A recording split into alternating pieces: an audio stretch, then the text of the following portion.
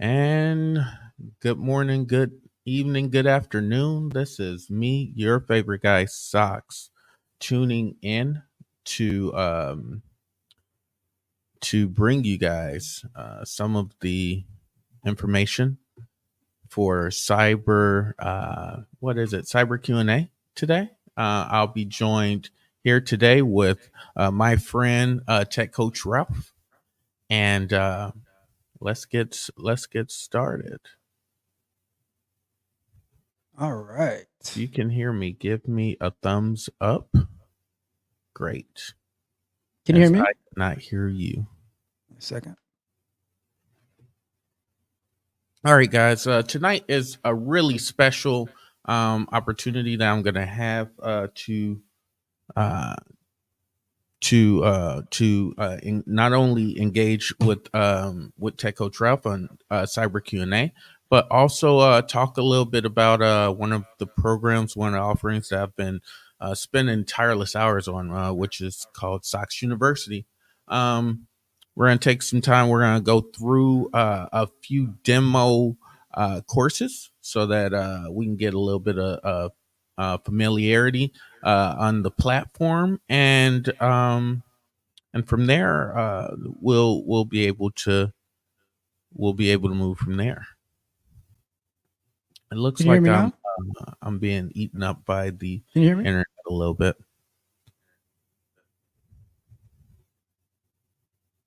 So let me go here. Give me 1 second. Of course, I didn't pray to the demo gods today. Therefore, I have a little bit of lag, but we're okay. I'm doing well. What's going on over there, Tech Coach Ralph? Just checking if you can hear me. No? All right, I'm gonna come down and come back up. I am not hearing you for some reason, and I'm unsure as to why. I believe it's on my end. Let me double check. Speakers.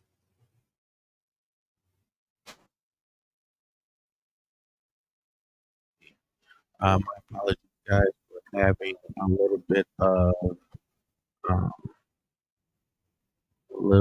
lag when it comes to the audio or even the recording. Give me a second. Let me check my speakers out. How about now? Can you hear me? It definitely may be on my end. Yeah, it's on your end.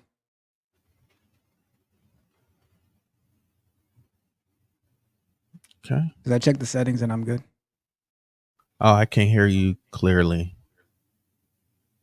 I got you're coming through the wrong speaker though. Hold on.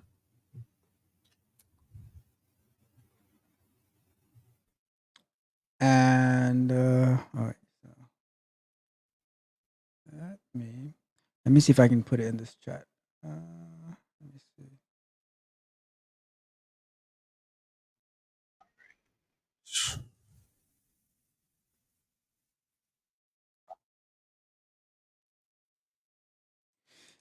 It has been a very, very busy day, people.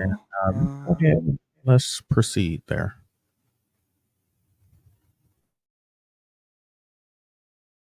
Let's try that.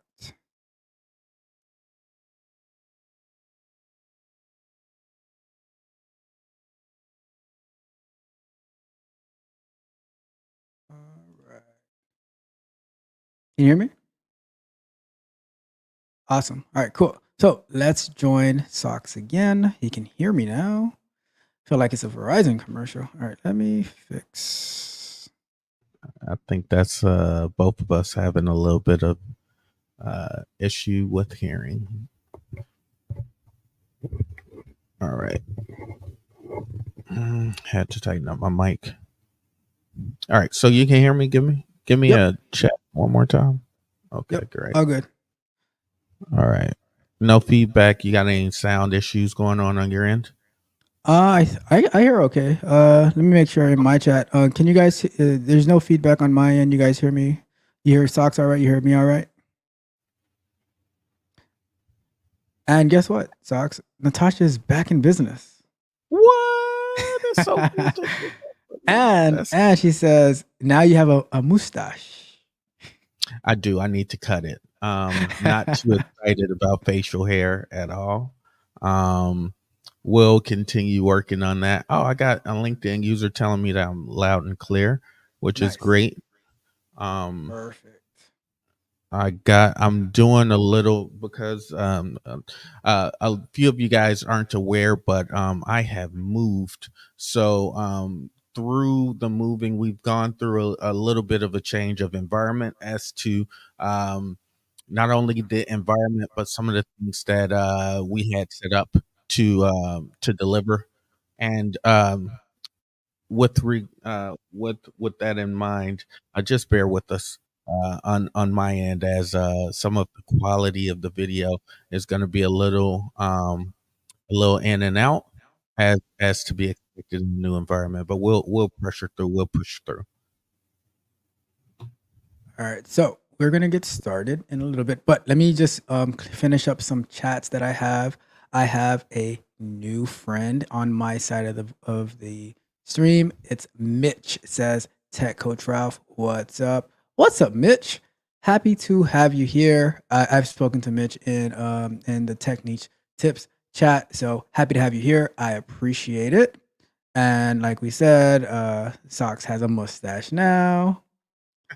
And what's And going on with you, Mitch? And Sharon says, all right, the stream is working. The link for the stream is working now, and we are good to go. So we're ready to rock and roll. All right.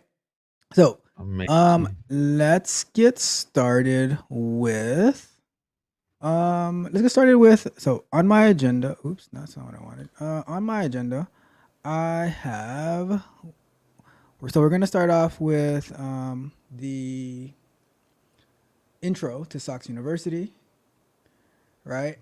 And just like navigating around it and stuff like that, so sharing what it is, all that, and then we can get into our questions. And then midway through, we're going to be connecting to the learning environment, so you can show how a user or a student would be using it. All right.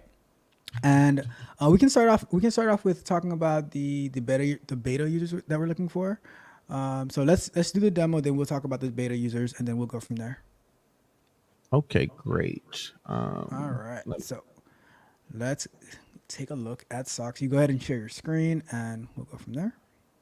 Okay, all right. So where are we? I'm gonna go ahead and make us a little bit smaller. All good. Come on. Oh, that's interesting. Did you see the screen change? No, but I think once you share, it'll change. That's where it'll change. Yeah. All right. So, um, like I said, I'm going to go ahead and share my screen. Let's go to home share there. All right. So I'm getting a little bit of echo on the other side. I think that's me though. All right. So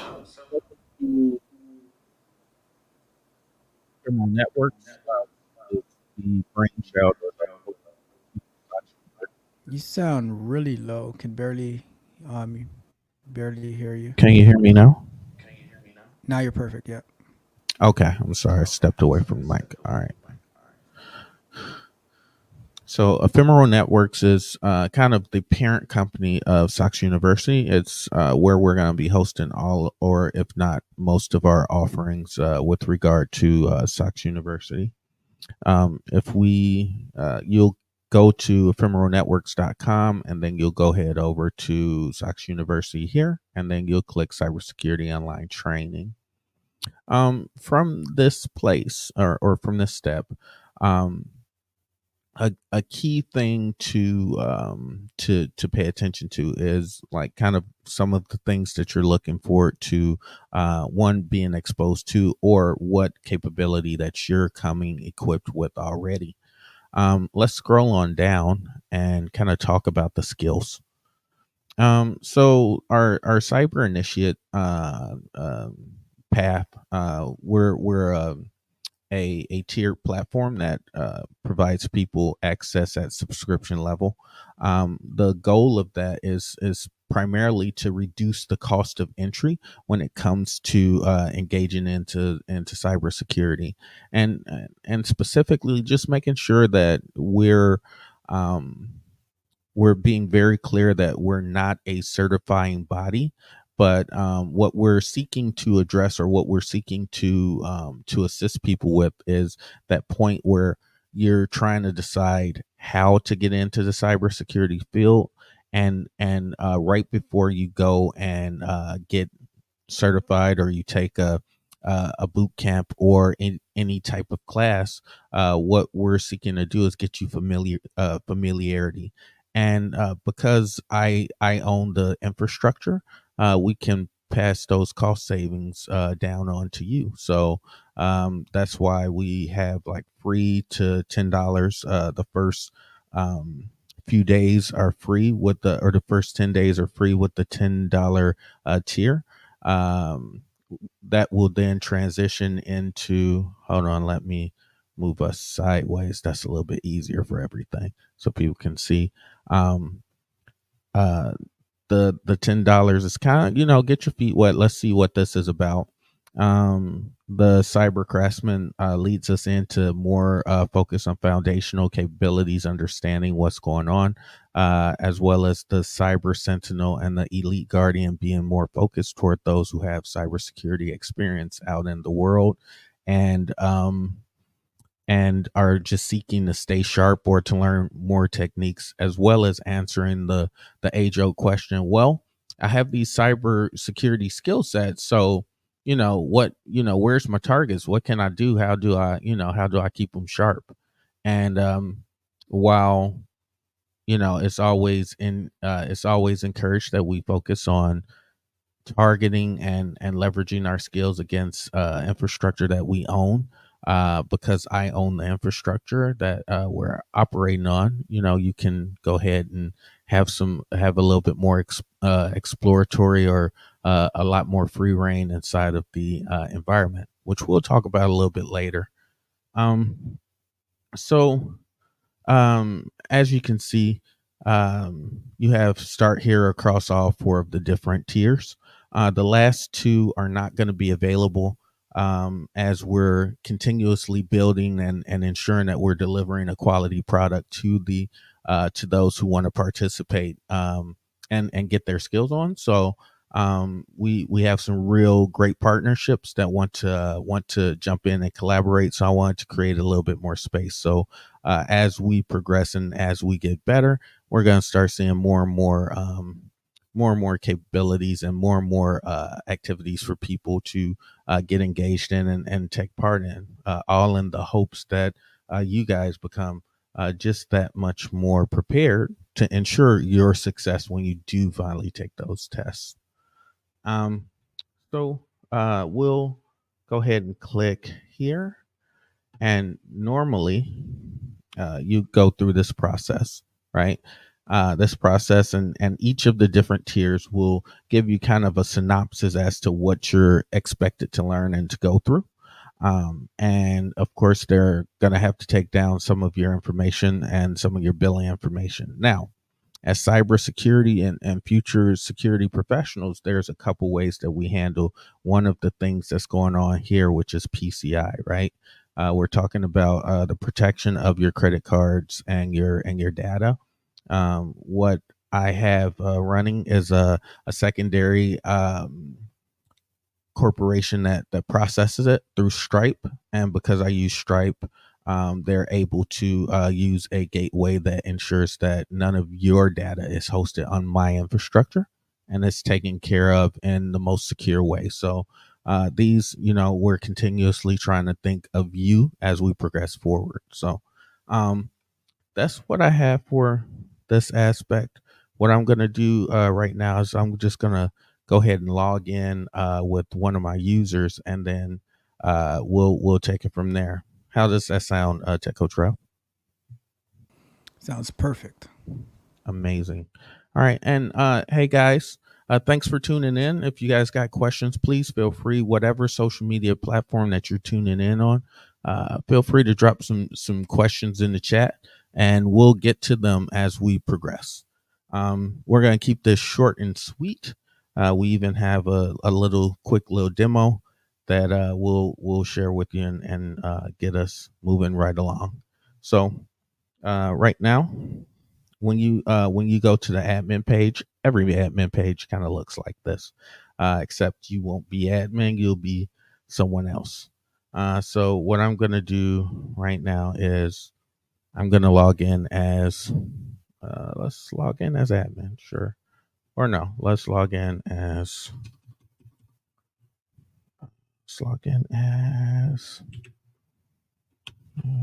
um, oh, we'll go with admin then. Bam.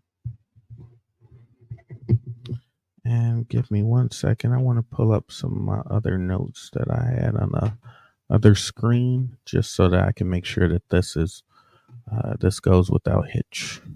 Oop, there we go. So you'll log in, and then as you log in, this is just the pretty much the layout of everything. So instead of being admin, you would be, hey Katie. Let's say my name was Katie. It'd be right here. Um, and they're of course happy that you're here. And what you would do is, because of um, the tier system that I chose earlier, and I filled out all my information, that would be pre-populated right here underneath my courses. Underneath my courses, of course, we'll have, and because admin, I have the most lovely photo that's associated with it, which you can customize yourself. And then we have all of the different courses that I'm signed up for. Today, we're going to work on Sox University, the demo. Um, so when you click into your course, right, you'll have the name of the overall course, and we'll have also just a small blurb on what what you're expecting to encounter, um, as well as the ability for you to click and see what you're expected to go through and see and learn. Right. So here, overview with cybersecurity. Of course, some of the courses have has video content that's associated with it, but most of it is kind of getting you familiar with the information and preparation for you to be able to move along with each course building on to the next. In future developments and releases, we're going to have more of a free flow style, so that let's say you don't want to do this one, you can go back and then click any of the other selections and continue moving. Um, Throughout. So you'll go through, you'll read, and in this demo, we have data, and this is just telling me, hey, what the learning objectives are, some of the information. And then I'll hit mark complete just here. And then as you can see, this moves along to inform me of where things are.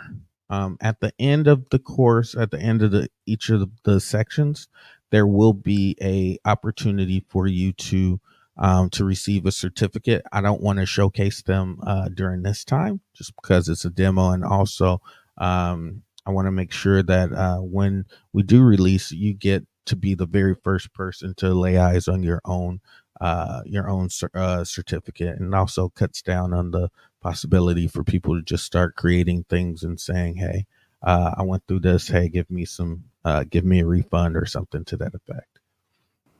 uh So, just looking at the topics of the demo on its own, like I can tell that it's going to be amazing content in there talking about malware, phishing, and this is just the demo one, right? So just I can only yeah. imagine the actual like courses that are going to be in there to get us started.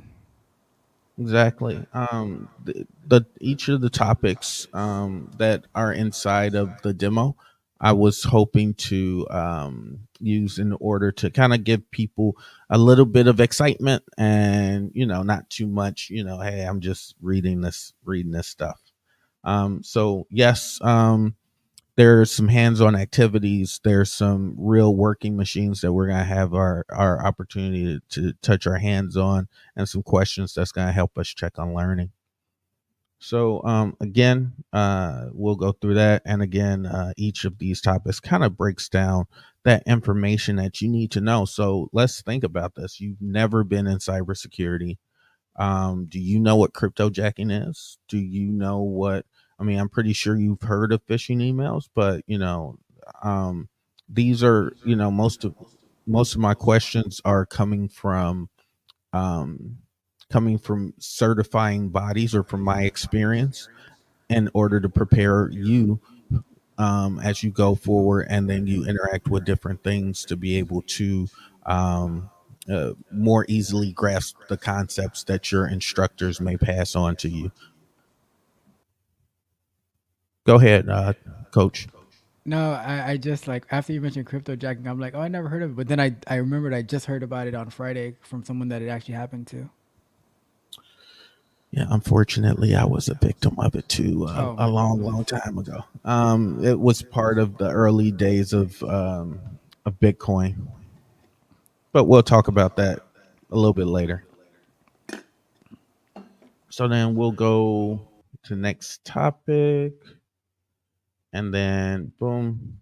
So hold on, let's go ahead and mark complete for a second, and let's go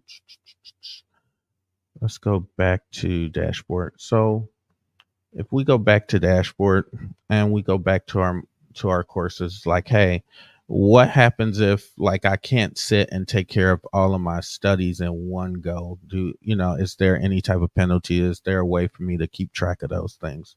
And of course, no, that I mean, yes, there is a possibility for you to be able to quickly understand like where you have worked or what you've worked on, even if you break it down here, and even with the steps that's been identified, where it'll help you understand how much of a particular course you've satisfied. Let's go back in, and um, I want to check out a quiz. Let's see tools, and let's go back. Uh, let's go back, and that's this is this. Boom. Here we go. 2 seconds. Let me drop this one down because I may have to log back in as another user. Or you know what? Let me stop sharing for a second. I got some creds that I have to drop in. Give me a second.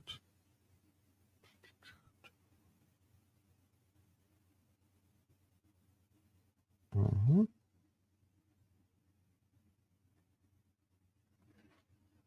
Okay. There we go. All right. So in our actual release, you won't have to worry about this aspect of it all, but for the demo, there were some things that I had to work on. Uh, Let me get this shared So while you're putting that together, right there. I wanted Boop. to share like what we need and what we're gonna offer for the like what 30 days from 2 weeks. Mm-hmm. We're looking for some beta users, right, to get started. About I don't know about 30 stocks. What do you think? 30. Um, Yep.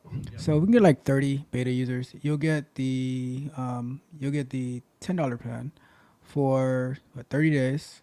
Um, 30 for to 30. for 30 days to go through it. Give us some feedback.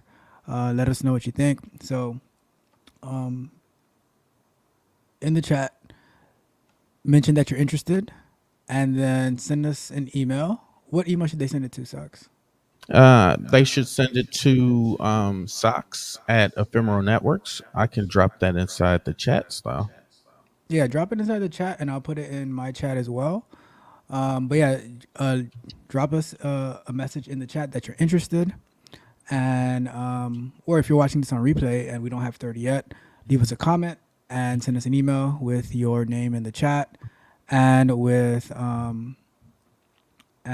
your username, Yep. and your username on YouTube or LinkedIn or wherever you are writing from, and we will get you provisioned in the next 2 weeks, Yep. and help you get started. So, and I'm gonna tell on Socks a little bit, just a little. Can I tell on you just a little bit, Socks?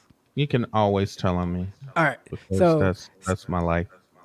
Socks is like a genius, right? But a lot of times with these geniuses that they they they they can't see how they can't see how it is for like us who don't know anything, right? So they like so I was like working on like I was trying this out today, and I'm like, you know what, Socks, this is like this isn't friendly enough for a brand new person. So I'm like, all right, let me help you. We're gonna revamp the instructions and everything like that, the UI and stuff like that, so it can be easy for someone who is just getting into cybersecurity, and they haven't even like done a boot camp yet or something like that. So in the next 2 weeks, I'm gonna be working closely with Socks to make it a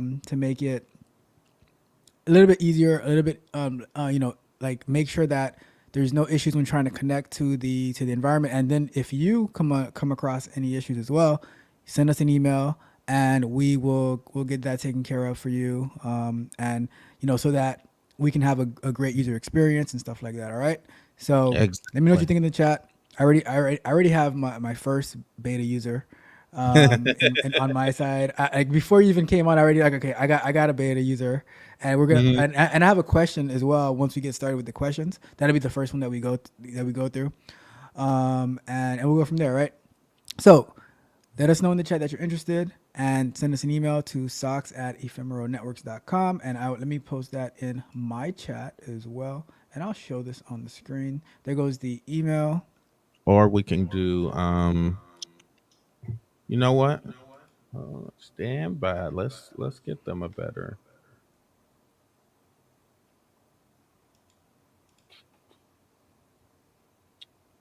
Um,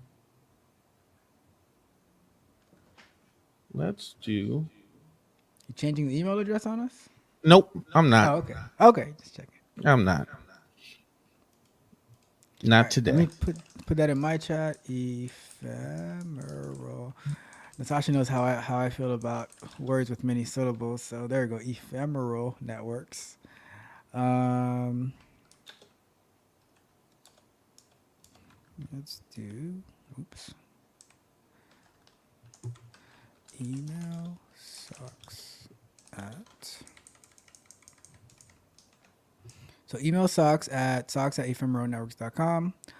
Put in the subject line that you're Beta interested in being a tester. beta tester, and that and your name on YouTube, LinkedIn, Twitch, wherever you're watching from. Let us know your username, and we'll get you set up in the next 2 weeks. All right. And just a small bit of grace to those who are very technical. Um, it's something that we work on, right? It's some things that you want to wear, especially when it comes to user experience, and it's never a bad thing to reach out and say, "Hey, this is a place where I can, use someone else that is far more better and highly skilled in this area." So I'm looking forward to working with you, Tech Coach Ralph, to get that UI UX, also the bugs on up out of this thing. That's my life. Not not that there are bugs. They're just undiscovered features. All right. That's what they are. It's a feature. And let me answer this question real quick from Sharon. So she's asking. So you pay $10 and go through the course. So it'll be $10 a month, right? Correct. For the based on the tier that you get, but the lowest one it's free. Like outside of the beta testing, right? Let's say someone is totally new, they show up. And they want to take the course. The $10 one is free for the first 10 days, and then it's $10 a month. After that, you get billed after the first 10 days, right? Yep. Yep. So that's how that's structured. And then there's going to be other plans. Like there was a $25 plan. Later on, there's going to be the I forgot what it was, 50 I think. And then but that's going to be later on, so you don't have to worry about that right now. Mm-hmm. So definitely check it out. Go. Is this site accessible right now, or is it like It, behind a? Okay, so you can go it's to it and you can take check it out, see the Yep. different things that are going to be coming. But within the next 2 weeks, we're going to be provisioning the beta testers or the beta Mm-hmm. users, and then you get 30 days of free access, and then from there, it's the regular billing that comes up. All right. So And the quick thing to take away, and because people are like, okay, so $10 a month, what does that look like? Well, collectively at the beginning, which is that tier, you get 6 weeks worth of data or 6 weeks worth of information, opportunity, and exposure to go through to learn from as much or as often as you want within the billing cycle. So let's say that you crush it, and instead of taking 6 weeks, you take 3 days, right? If you just take 3 days to crush it, man, you shouldn't have started off at the 10. You should probably start off at the 75 or at the 50. But um, it's also a live environment which you're going to get an opportunity to kind of check out, that you're going to be able to take advantage of as well, so that again you're not going to it's pretty much focused for those people who are stuck, who are sitting down saying, hey, check it out, I want to learn these cool cyber techniques, but I don't have a computer that's strong enough to carry on the stuff. I don't have X amount of RAM. I don't have virtual machines or the ability to host my own virtual instances. Well, we've eliminated that requirement for you. We've given you you'll log into the environment and the machines, and they'll have the tools that you need to perform the different tasks that you have, and we'll go through that in this check on learning right now. So this is a quiz. It's a check on learning, um, and that's based upon the previous information that we read. We notionally read all the data that preceded this quiz. And go ahead, Tech. Okay. Uh, so we notionally read all the data that was needed in the previous examples that I showed. So then we'll click here, and then we have a check on learning, which is about Wireshark. Okay. So within see within Wireshark, how are we going to navigate to export objects? And it has, A, go to file, export objects in Wireshark, B, blah, blah, blah, C, D, and then the actual answer. So then, we'll drop the answer. Bam. We'll hit that, we'll go, and then they say, hey, there's a module prepared for you and on this investigatory work on your desktop that you will see in the IT department escalated information for you to review in a PCAP file located in the folder called Looky. Open the PCAP and tell us the website that the employee navigated to. In this case, the URL is not something normal users navigate to, and report the host name if you can, right? So in this case, I gotta fix that because the answer is shown here right now. Um, let me uh, switch over and show you how we would have gotten to that answer. So inside of the course material, there's directions when you need to actually interface with the live machine and use live artifacts in order to come up with an answer. Um, Let me stop sharing this. And I believe the coach had something for us. Let me stop sharing. Go ahead. No, just we're just following along, Okay, just interacting with the chat. great. All right, so let me just share my screen. Which screen am I going to share? Let me move everything over here and let me move some stuff over here. Just so that we can make sure that you guys can see kind of what's going to go on my end. And Coach Ralph, I'm going to log in as you.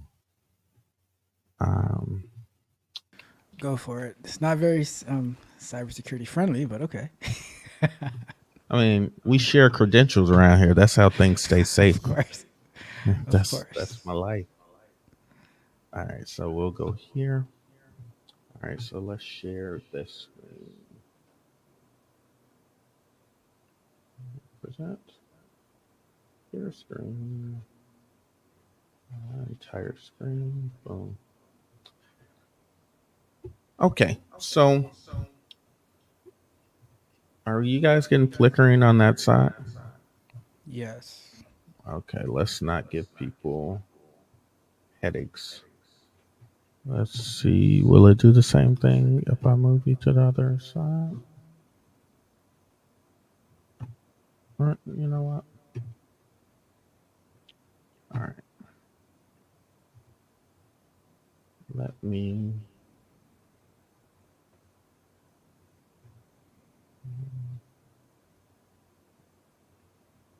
let me go ahead and share this. Share screen. Share window. Okay, great. We'll do that. Cancel. All right. So when you sign up for Sox Academy, there's a few things that you'll end up receiving in your email, and one of those things is a onboarding document, and that's what Tech Coach Ralph was kind of talking about when we address ease of use and overall friendly approach to the learning environment. So you'll get Sox Academy onboarding guide, and included inside of this is kind of what is required in order for you to access the remote environment. Now, I know that I went from the website to this, but I thought that it was very important for me to note that without having access to the VPN, you're not going to be able to access the internal network. So that's one of the security practices that we have put in place so that people can safely learn and not worry about having to be blocked using web interfaces that aren't approved for whatever wireless server that you or service that you're using wherever you live, um, and also providing me the security of understanding and controlling the type of traffic that passes through my environment. So I won't scroll through completely because it's some sensitive data that you'll be able to receive in order to proceed through the learning environment. But for right now, I just kind of wanted to give you a view of what you get to to check out or what you should expect when you sign up. Cool. So what we're gonna do, right? We're going to show the environment on like halfway through our Q and A. And but yeah, so this is this is pretty much your environment that you'll be using that'll be provisioned for you to be able to learn, right? To get more familiar with the cybersecurity stuff. But that's gonna be when we go into our once we get like halfway through our questions, then we'll do that. All right. So let me bring this down, and I actually wanted to kind of a question from Sharon on my side of the net of the stream. But she did say she sent us the email already, so I already knew I was gonna get her in there. I think that's But why my phone was going crazy over yeah, here. maybe. But here is you won't be able to see it on my screen on my side, but here is what she sent me before the stream before you joined. All right. So she said, unfortunately, she didn't pass her or Sharon didn't pass the ISC two CC test. Uh, Considering doing the Google CC ISC for now. squared. Is that what it? I don't know. Yeah, I can ISC guess. squared. Which certification? CC. Okay. Considering doing the Google CC for now until finding a job and then be able to pay for CompTIA Security Plus. What are your thoughts about that? So if I'm not wrong, I think that CC is cloud computing. Can we do a quick fact check on that? Yeah. And if that is the case, hold on. Let me Cybersecurity cert. cybersecurity cert. Okay. Yeah. Um. So my, as you can tell, like I'm familiar with ISC squared for the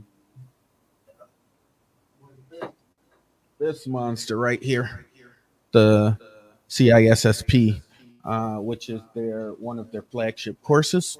Um, I think that that's a good route you're gonna do. I don't know about the how the Google cybersecurity certification is going to tie into Network Plus or Security Plus. But there are some basic fundamentals that are important for you to understand, and I do believe that there's a lot of parallel that happens across most certifications when we're talking about the introductory level. So I don't think that that's a bad deal. Um, CompTIA offers again. I'm certification body agnostic. They offer some really great certifications, but I think that one of the good things for you to get a good handle on before you attack Security Plus is understanding like user trust authentication, user provisioning, and things like that. Those were some things that were important for me as I pursued that certification and ultimately received it. Um, some of those concepts are covered inside of Sox University, and what what I could tell you for sure is that while we don't train to certifications, the knowledge that you walk away based upon going through the different courses will definitely better prepare you for some of the things that you're going to encounter.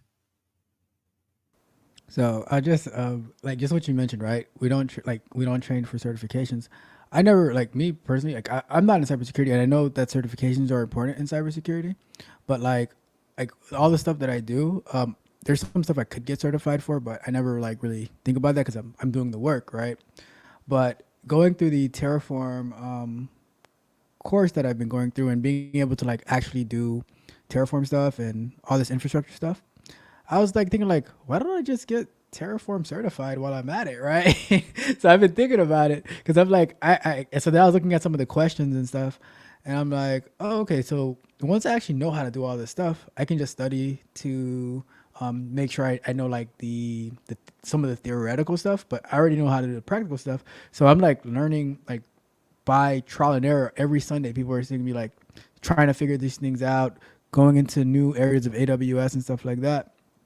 So I always a big believer of learning the practical and then understanding the theory is going to be a lot easier to comprehend once you actually know like what you're doing. So I think that's great advice.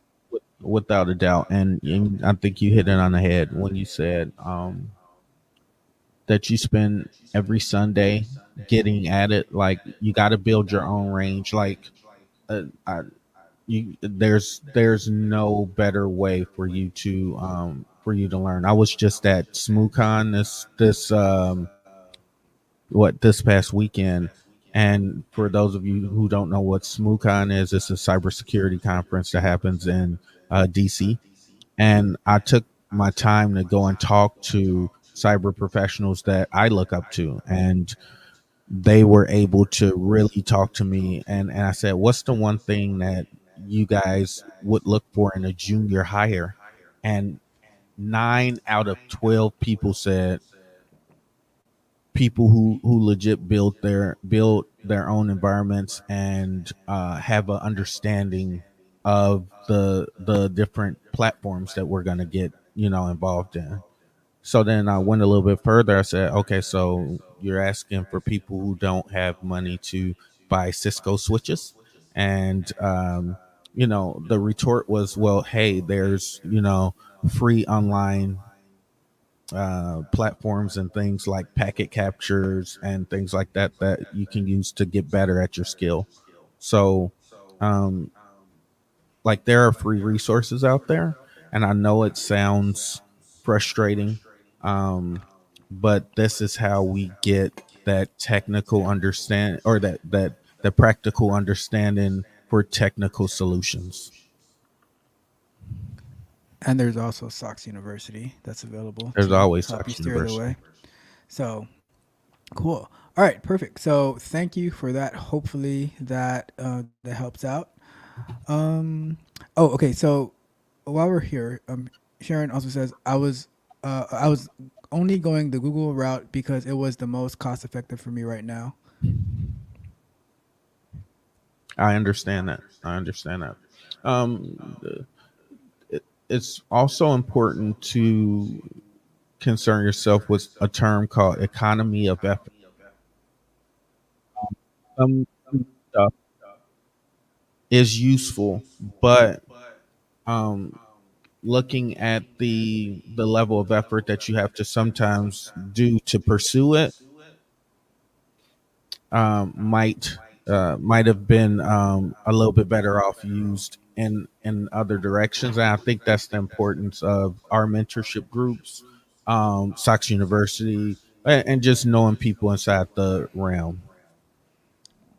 And I'll say this, like without like I don't have that type of cybersecurity knowledge. I just hang out with the cool cybersecurity kids, right? But I would say though, like just from a practical career and work perspective, because I have tons of that, right? The the the type of jobs that you're going to be applying for, that go and look at those job descriptions to see what is it that they are asking for, what certifications that they're requiring. Are they asking for like are there a lot of jobs asking for the Google cert, right? Is it going to be able to help you get a job? What else is on those job descriptions that you might need to build on to work on? Because a lot of people think that just getting a certification, now I'm ready to work. But like on my side of QA, there is this certification called ISTQB, and I see people who are so crazy about getting it, but then when it comes to like to the practical stuff, they don't know and they can't handle it.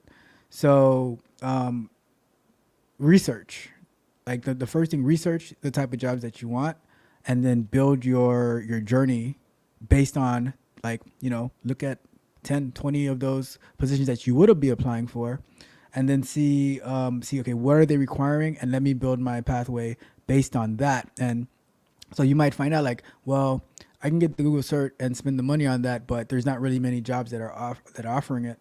One of the I was watching this video the other day from Calculus Coder, and he was doing different software stacks searching for those, right? And compared, like he was comparing the MERN stack to like a Java stack, where there's like 20,000 jobs that came up for Java, while there were like 4,000 jobs that came up for MERN, right? So it's like it's all about research and what is the one that's going to get you in the best path to where you want to be. So, but we can talk about that. We can talk about that later. Just wanted to throw that out there of also doing the research before you just go and start jumping into whichever certificate, type of certificate. All right. So let's get started with our first question. Or, I mean, that was our first question, but let's get started with our official questions. All right. Okay. So let me see here, and let's do our little. All right. So make sure. Let me move my clock away so you can see the question. And there we go. So, and this is very, very similar to like, it's amazing because like the question that I had, Sharon had like pretty much the same exact question. All right, but let me read the full question that we had. So, and might be able to get like to glean a lot of insight from that. All right. So, the full question is,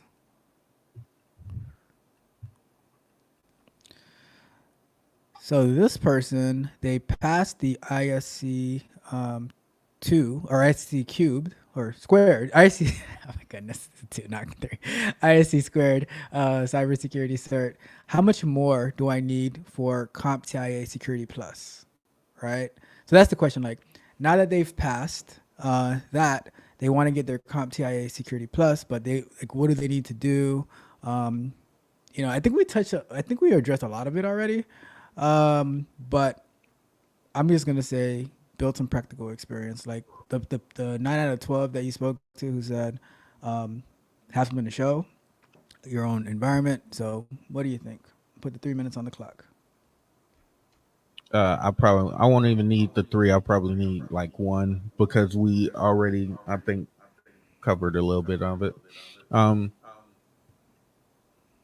to be fair, yeah, the practical reps, but also understanding.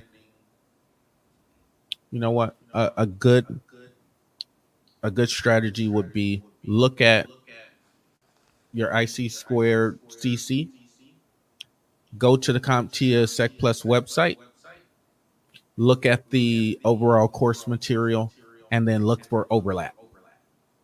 And where you have overlap, pay attention to where you felt particularly strong inside the ISC squared material, and then focus on the places where it's no overlap and where you felt weak in the places where it was overlapped. Um, and then do some reps. Go out, get your fingers dirty, do some typing, get involved. Nice. Yeah, and like a lot of times we want to focus on what we consider our strengths to be, but we need to focus on our weaknesses as well, so that because the thing that's gonna happen is right, the part that you're weak on, that's the one that they're gonna be asking you on the Yep. questions and stuff like that, and Yep. you're like, oh, so you have to like build on your strength, but you have to like dedicate time to strengthen your weaknesses, so that the same way in like security, right? You don't want to like not focus on the weak areas, and like now that's the part that they get in, right? So you gotta it has to be a full package. All right, sounds good. All done. Perfect. That's it. Let's wrap that one up.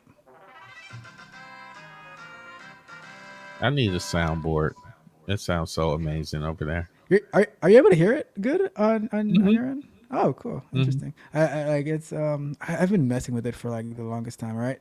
So let's go. Let me stop the clock. All right. Let's go to. Let me fix something real quick. Give me one split second to fix something that's bothering me.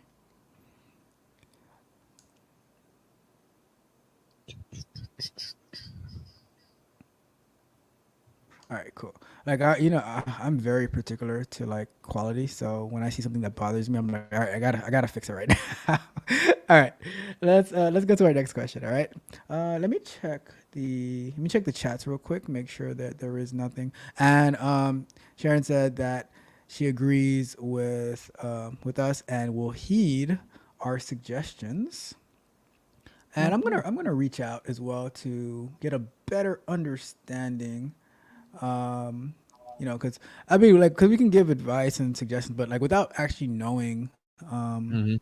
the details, it's hard to give like that generalized advice. So I'm gonna reach out and find out a Yep. little bit Feel more. free to put me in contact or send me any type of information as well. Like I'm more than happy to help. Like that's why I'm here. And we You got know. the email too, so we got the email as well, so that's gonna Yep. be just fine.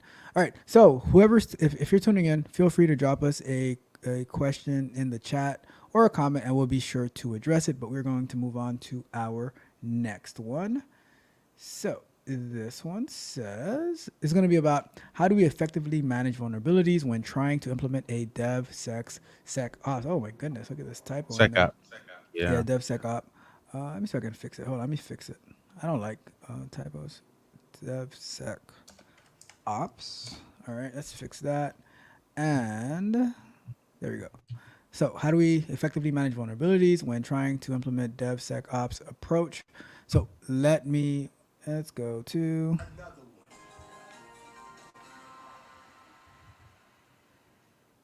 All right, so this one says, so how do we effectively manage the vulnerabilities when trying to implement DevSecOps? Let's say we've done our scanning in our pipelines, etc., and we want to move to staging. There's still a vulnerability that's within risk appetite but requires acceptance. If it's granted to the team, if it's granted, the team has 30 days to remediate post go live. So, a manual engagement with VM and risk at this point is overly cumbersome and can take some time to get sorted. What is a better workflow? Currently, it's required that the dev team will raise a request to risk accept via the chosen VM tooling. I'm wondering if something like Defect Dojo could help. I don't know what any of what I just read means, but I'm sure you have a good concept of it. So go ahead. I'm just gonna mute myself because I feel so inadequate right now, and you just go ahead and you just lay it on us. All right. I'm starting up the timer. So, Um, can you bring me that question one more time because the risk acceptance and the pipeline is where I okay. kind of lost. All right. It says, let's say we've done our scanning in our pipelines, etc., Hmm. and we want to move to staging. There's Hmm. still a vulnerability that's within risk appetite, but Hmm. requires risk acceptance. If it's granted, the team has 30 days to remediate post go live. All right, you got that? Hold on, 30 days. To remediate post go live. See, Socks is taking notes. 30 days to remediate. Um, Post go live. Okay. It's already within risk appetite. Uh, yes. There's still a vulnerability that's within risk appetite, but that requires the risk assessment or acceptance, risk acceptance. This is some deep stuff, Socks. This is what you deal But with on a daily requires basis. risk acceptance. Shoot, need more data. To be fair. Okay, so after that, can you give me the rest of it? Yep, it says a manual engagement with VM and risk at this point is overly cumbersome and can take some time to get sorted. All right. Okay. Okay. So now they're asking. So here's a question: what is a better workflow or a better flow? Right. Currently, it's required that the dev team will raise a request to risk accept via the chosen VM tooling. Now they're asking. I'm wondering if something like Defect Dojo could help.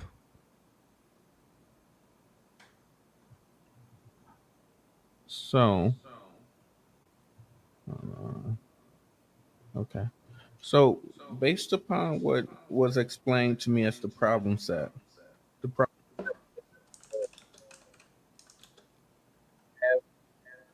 I can't really hear you. they have an issue.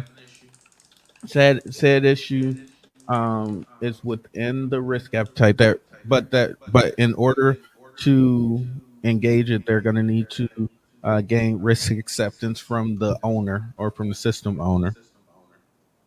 Um, Manual implementation is going to be cumbersome, and they're thinking that that another security platform or DevOps tool may be more useful versus the way that they're versus going through the current process that they're doing for staging and remediation of this problem. Um, I don't, I would need to know a little bit more about it to give any type of reasonable input. Uh, but also, I'd like to be very clear that this is an area where yes, I would have some some experience in, but not super deep. So I don't want to BS the answer and be putting out here bad information. But I would need to know a little bit more information in order for me to provide any type of useful data from that. But Are you? if you're considering the utilization of another tool, that tool has that tool already been accepted within the current environment? Is that going to require a change request for implementation of of that tool? Is it something that's already been used in some of the other business verticals? Like it's a little bit of information that I would need to know a little bit more for. But it sounds like a cool tool. I have heard of it before, but I don't have any experience using it. And Natasha said an alternative to VM that can be deployed and leveraged within 30 days post marketing time window is what I understood. I mean, here's the funny thing, right? Here's the funny thing, because me and QA, I understood nothing really, but something totally different. And you're like you hear it and you understand what they're talking about, cybersecurity type stuff, although you might not be like entirely familiar with it. Natasha, with her marketing mindset, she understands it from like a marketing time window point of view, So it's all it's all about perspective. That's awesome. All right, Can we? I would like to have a little bit of time. If we could forward that question over, I'd like to give it some cool. thought and All right, follow cool. up like within 24 hours. Yeah, I'll send Because that that's over a to really you. good question. Yeah, that was a deep one, right? That was a deep one. So I'll send that over to you, and then we can revisit that. All right. So let's move on to our next one. Another one. So this one probably pretty quick, right? So it says, where can I find additional resources for the ISC squared certificate? Which I'm gonna say right now, Sox University is some additional resources that you can find. But if you have any additional, Mr. Sox, I go was gonna ahead say and the share. same thing. I was gonna say the same thing. So let me But answer. Let me ask the full question though first, right? So it says, so they plan on taking the CC as their first cybersecurity test, or by their first security cert by the end of next week. They're going over someone Mike Chappell's LinkedIn course and matching it up with exam objectives to cover content. So, what are some additional resources that they should use after covering content? Are there some best practice exam sources, general exam advice, stuff to that extent? And this is our first ISC squared cert. They have no familiarity with their pattern. So, any insight that you can provide? I am putting 3 minutes up on the clock because I forgot last time. Go for it. all right, so based upon what I understand about the ISC squared, they're like a light version of the CISSP. Um, and so it's domain focused, I believe. So um, I think, gosh, the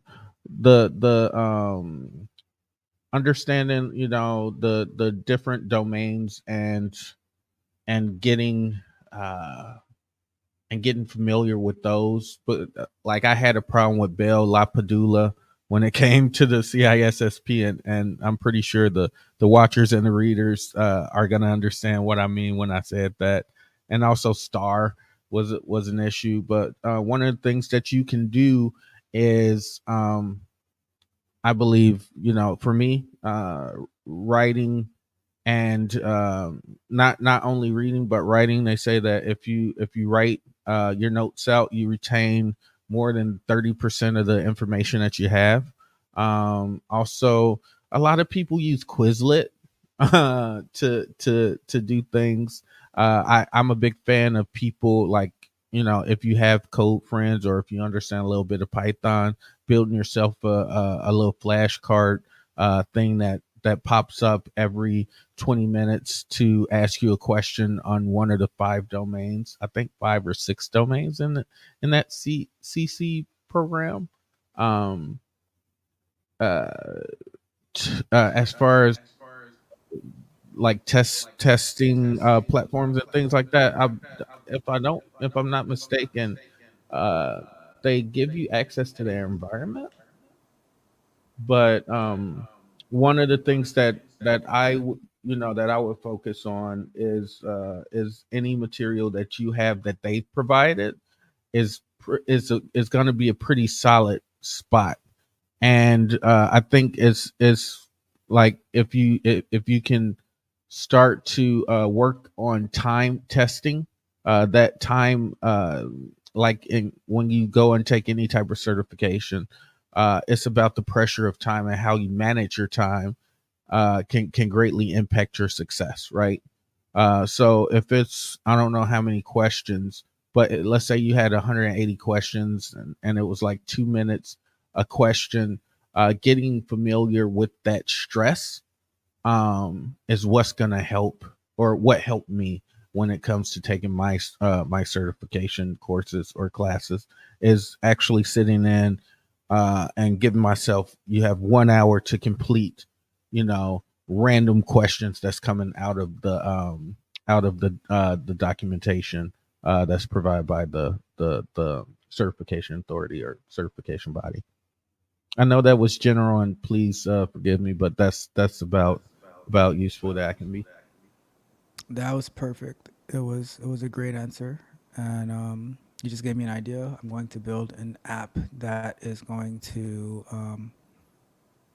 to provide everything that you just mentioned about how to prepare and study and stuff like that. So I'll add that on my list of things to do.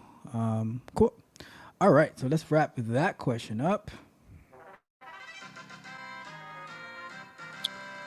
I need a sword so that every time you do that, I can just hold it up. I think that's a great idea. All right, let's get to our next question. Okay.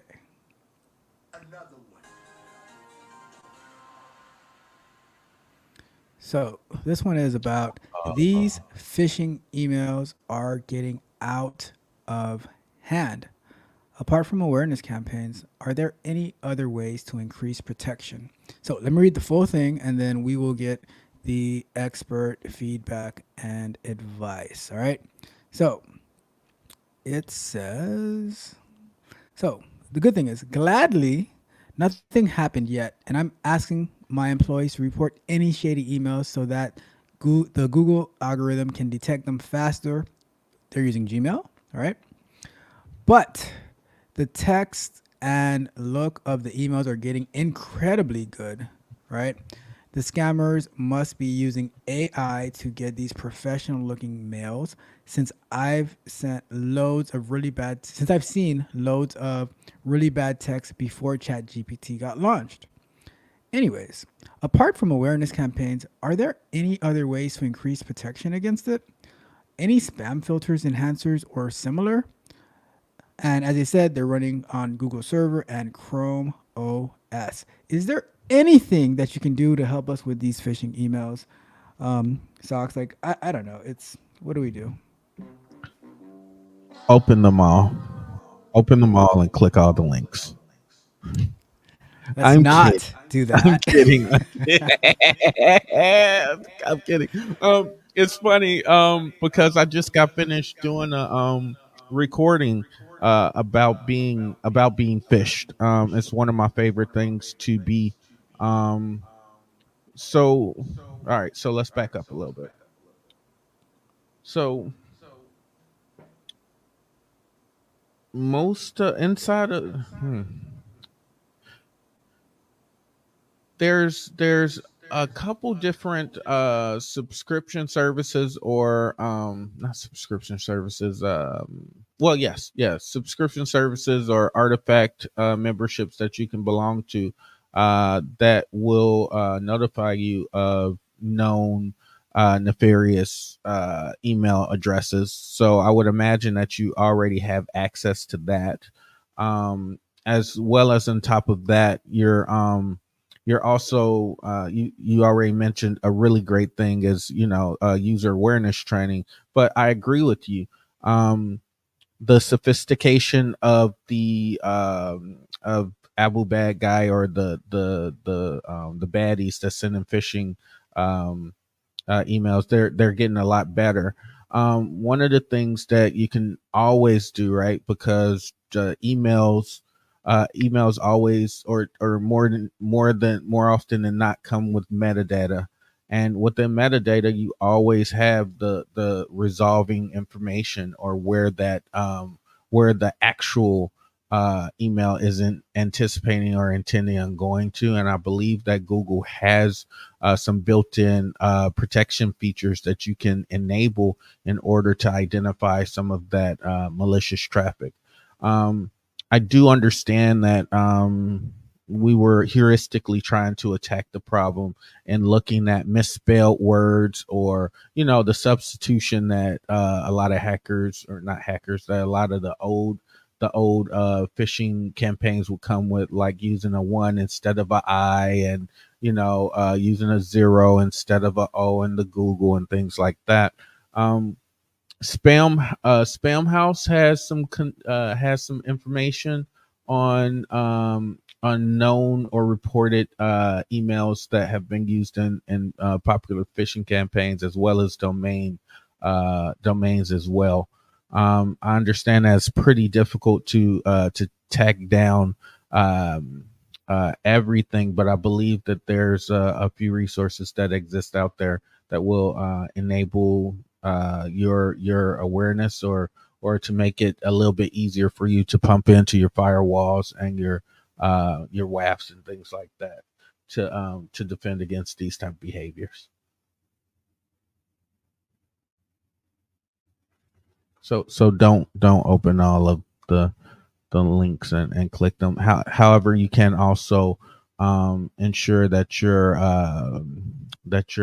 analyzers are picking up on links that are activating or resolving outside of your organization as well. So you can just it depends on what type of business you're in, but there are methods for you to be able to preemptively go against redirections from email links or phishing links. Yep, that is. I'm not entirely familiar with the Google setup, like how like the Gmail for Business handles it. Um, They have a product that addresses that. I used to run Google Business on one of my servers when I had at home type of setup to defend my kids, as a mobile device management setup that I built to protect the kids. so Natasha has a comment suggestion. Says if they're using Google Workspace Small Business Solutions or higher, if it's a large firm, then they have access to integrations like Fish Alarm. Hmm. Pretty cool. So I'll be honest, right? I'm actually looking forward to the stream ending so I can go on Discord and talk to Natasha because I haven't spoken to her before Christmas. Man, same. Can I be in that conversation? All right, so let's keep going. All right. Let me see. Nothing new in the chat. Let me check your chat real quick and make sure I there's don't nothing see in anything on there. We're my end. good to go. All right, cool. Yeah. So we're going to jump into the next one. So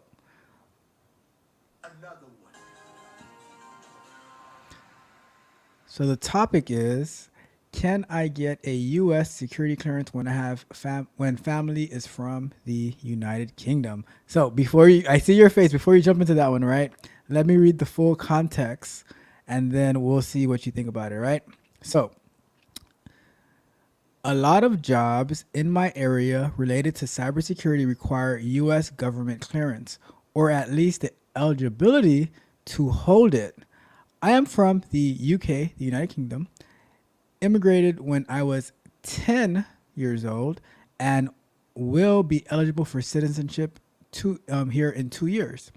I am wondering if anyone else has a similar situation and was able to obtain a TS/SCI clearance. TS is top secret. SCI is what does SCI one stand for? Secret. No comment.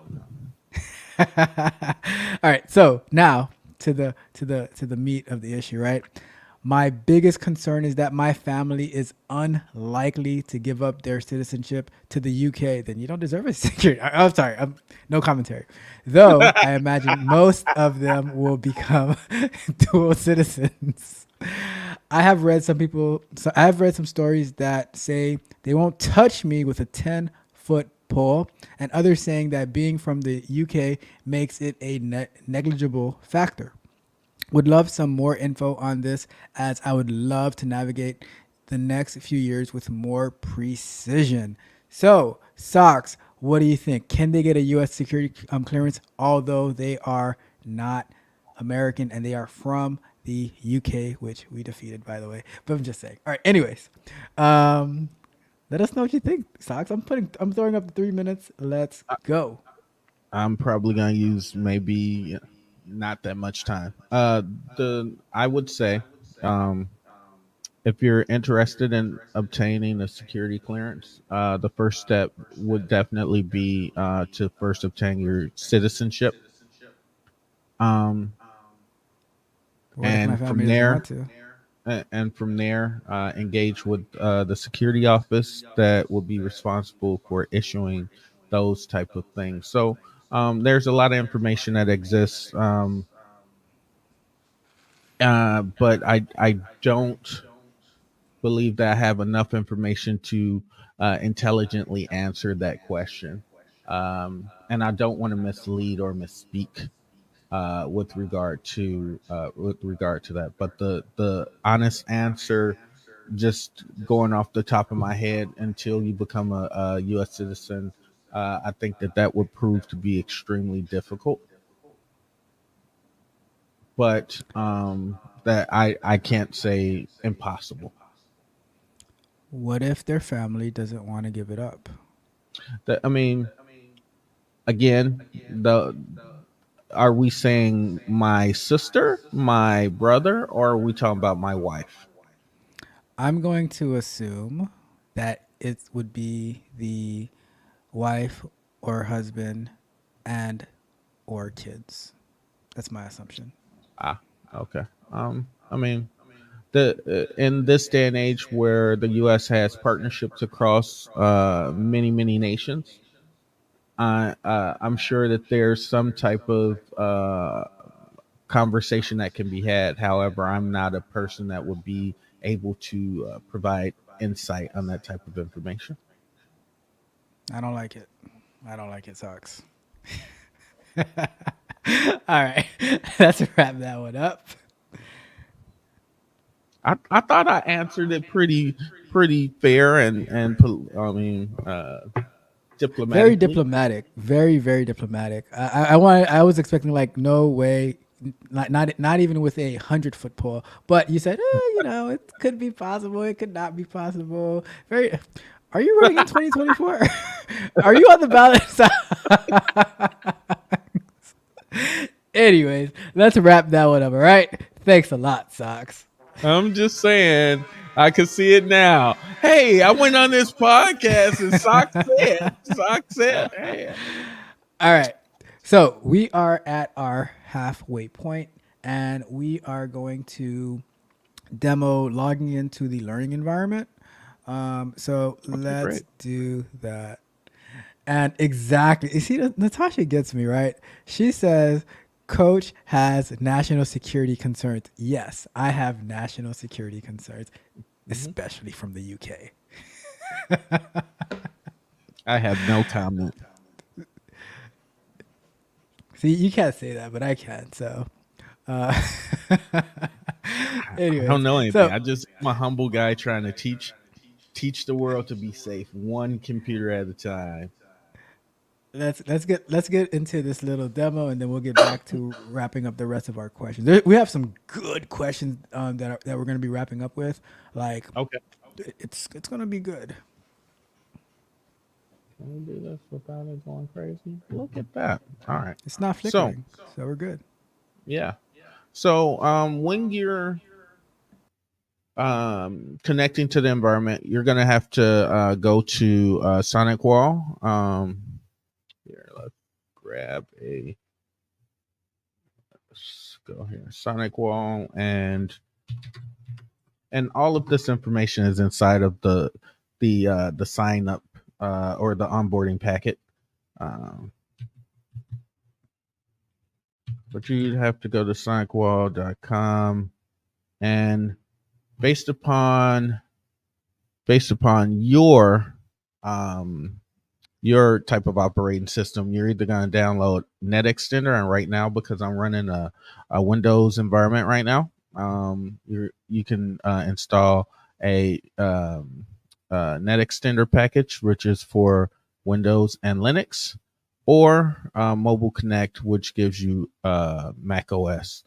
These also don't get confused with Mobile Connect, to meaning that it's just for a mobile environment. It's actually Sonic Wall's answer to supporting iOS and also mobile devices. So um, the way that things have been set up and been wonderfully put together, you will download one of these clients. In my case, again, you'll get a Sonic Wall Net Extender, and then you'll have to log in and put in your credentials. Not going to go through that right now, just because for the sake of time and security. However, we will log into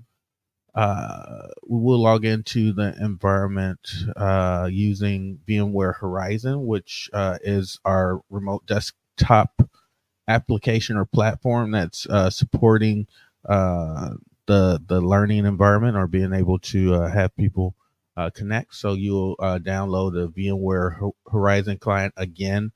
Information to get this downloaded onto your desktop is available inside of the onboarding material as well. Um, and simply put, you'll click on to it after following the instructions, and you'll be presented with this box here, right? And this box will allow for us to either log in once you're connected to the VPN. You'll either be able to use this, or you can go into using the web client. So I'll show you this way first. All right. So once we click this, then you enter in the username and then the password. So right now I'm going to be Tech Coach Ralph today, because we share credentials. Let me pull off screen for a second. And let me It's get. only because we're besties. I know. That's why we'll never be in trouble for sharing credentials. Okay. Let's see.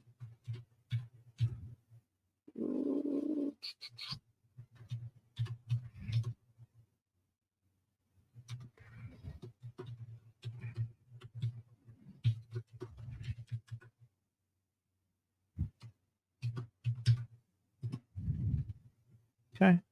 So once we enter in our credentials, you'll be introduced into your machines. You automatically will have a Ubuntu machine, a Windows machine, uh, and another Windows machine. So for this, I believe we're FC.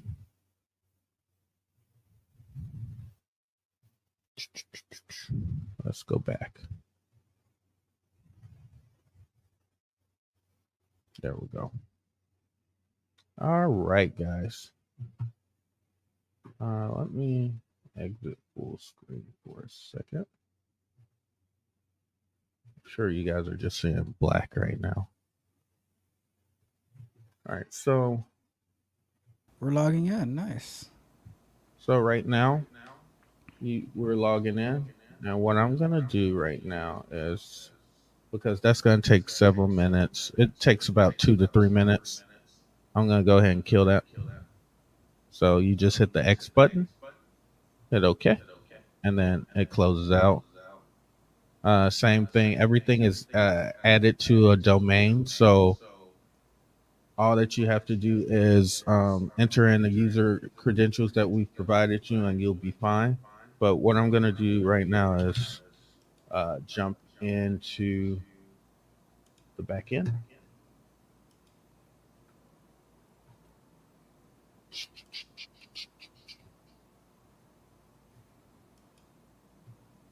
Give me 1 second.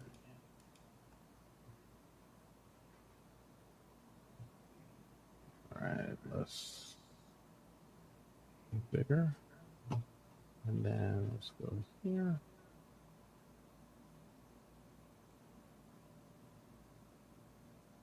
Let's see. Bum, bum, bum.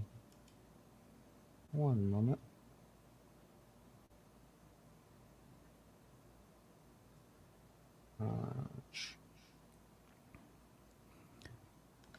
And part of the beta testing will be like going through the modules, logging into the environment, making sure that you have access, and then like if you run into any issues, that you can reach out to us and we can get that fixed and implement the right procedures so that people who are actually using it in the future, they don't have those issues, that they are that like our documentation is clear and everything like that. Like I said, I was going through the documentation today, and there were some gaps that I saw. So I'm like, all right, let's hold off on releasing right now. And I'm gonna go through it again myself, make sure that it's clear enough for me to understand, and then have some different levels of people who go through it as well, so that they can see like, is it easy for them to understand? Is it easy for them to have access? Because I think especially when people are transitioning into it, it becomes especially like difficult, like with terminology that you don't understand and stuff like that. So we just want to give it the best user experience as possible. Right. And also, yeah, just it'll be difficult, I think, to learn if you're also fighting the environment as well. Yep. So that's why I So wanted to help out with that part. yeah, come on.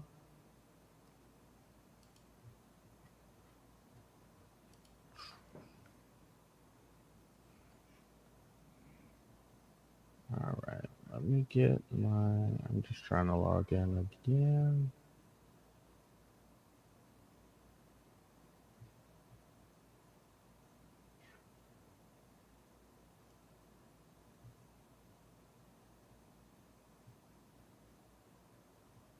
All right, there we go. All right, there we go. Allegedly.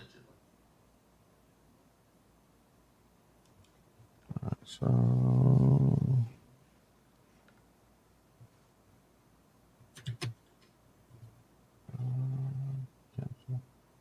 So right now, Socks is logged inside of a virtual machine. That's correct. So this is And totally separate from his regular computer, right? So in case anyone's not familiar with what virtual machines are, he's in a totally different environment, and he is logged into a computer that is in a co-location, right? correct. It's hosted So inside of one of the racks that I'm owning on top of infrastructure that I own as well.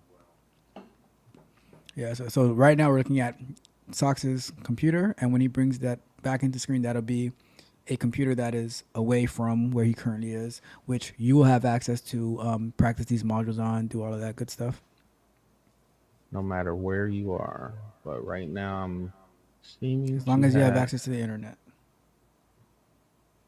Let me spam. Let's start you back up. So again, not praying to the demo gods. We have a little bit of a hookup. Um,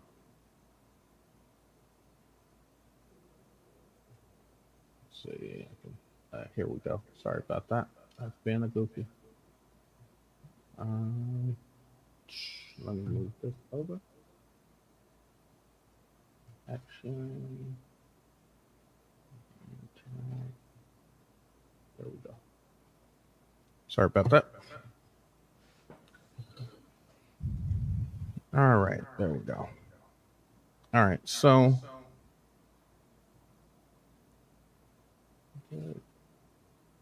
got the wrong machine. Ah,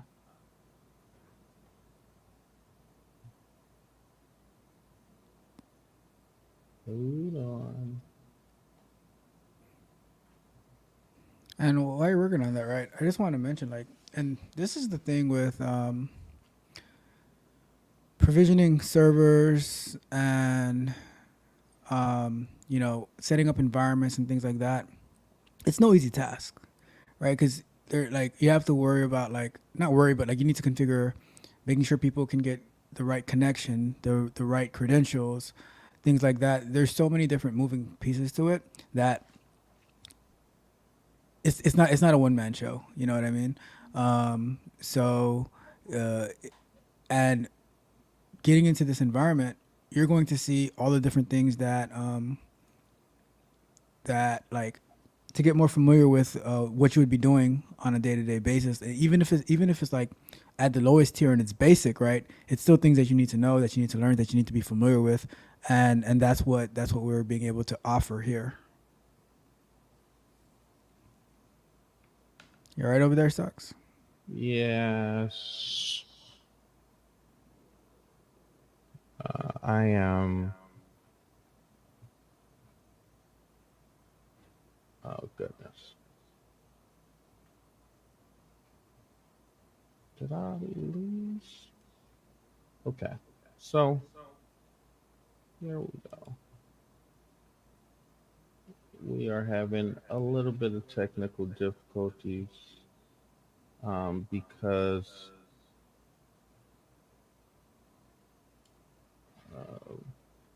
okay. All right. Let me check the user.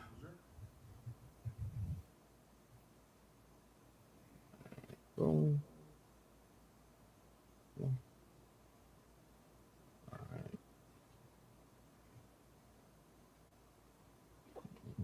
Okay, this student 01.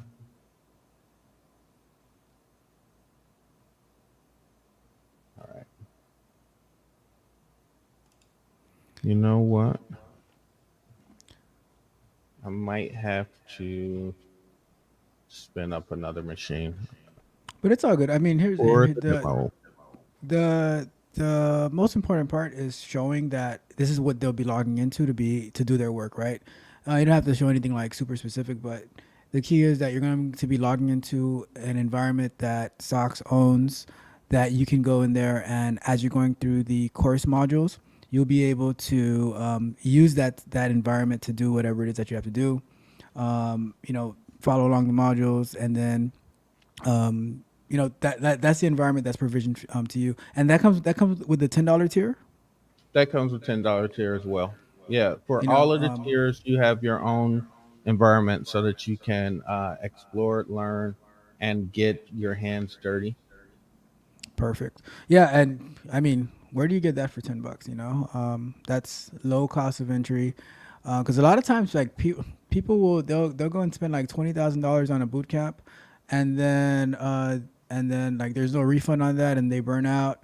Um, get a low cost of entry, figure out what you're doing, and then go from there. You know, so we're here to help you get into it and to learn a little bit more about what you're interested in. Because every day we hear, right, we see, I want to get into cybersecurity. I don't know anything about cybersecurity or tech. Well, this is a good spot to get started, get familiar with it, get your hands dirty, and see what's going Hey, on. coach, Yep. check Yep. it out. Hey, that's me. That's you. So,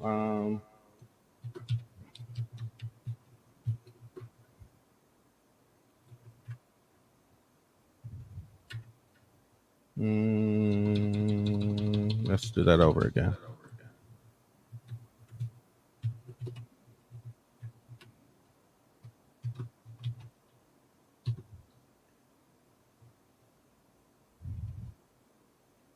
It went to sleep. How do you have my password? Um, China. Oh, China. All right. So remember the last. Let's go back to our the what was going on. We were provided some information. Hold on just a second. We're provided some information that enables us to that was escalated from the security group for the test. Um, they wanted us to identify some of the data or what website the user had gone to. They also identified that in this case um, there is a website or a web page that was accessed that we're not supposed to be able to find. So let me actually stop sharing screen, and I'm going to present the whole screen, the entire screen to share there. All right, so are we going crazy over there? Yeah. Do that again one more time.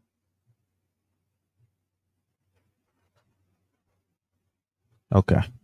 All right. So our check on learning the ID department escalated information for us to review in a PCAP located inside the folder Looky, and right here is that folder named Looky. Um, Open the PCAP and tell us the website that the employee navigated to. In this case, the URL is not something that normal users navigate to, and report the host name if you can, right? So let's move this out the way. Based upon the reading that we had earlier, and if I can, let me see if I can jump back just because I don't want to go too far, but let's go back. Then lesson network security. Let's view, right click view. Okay, I believe.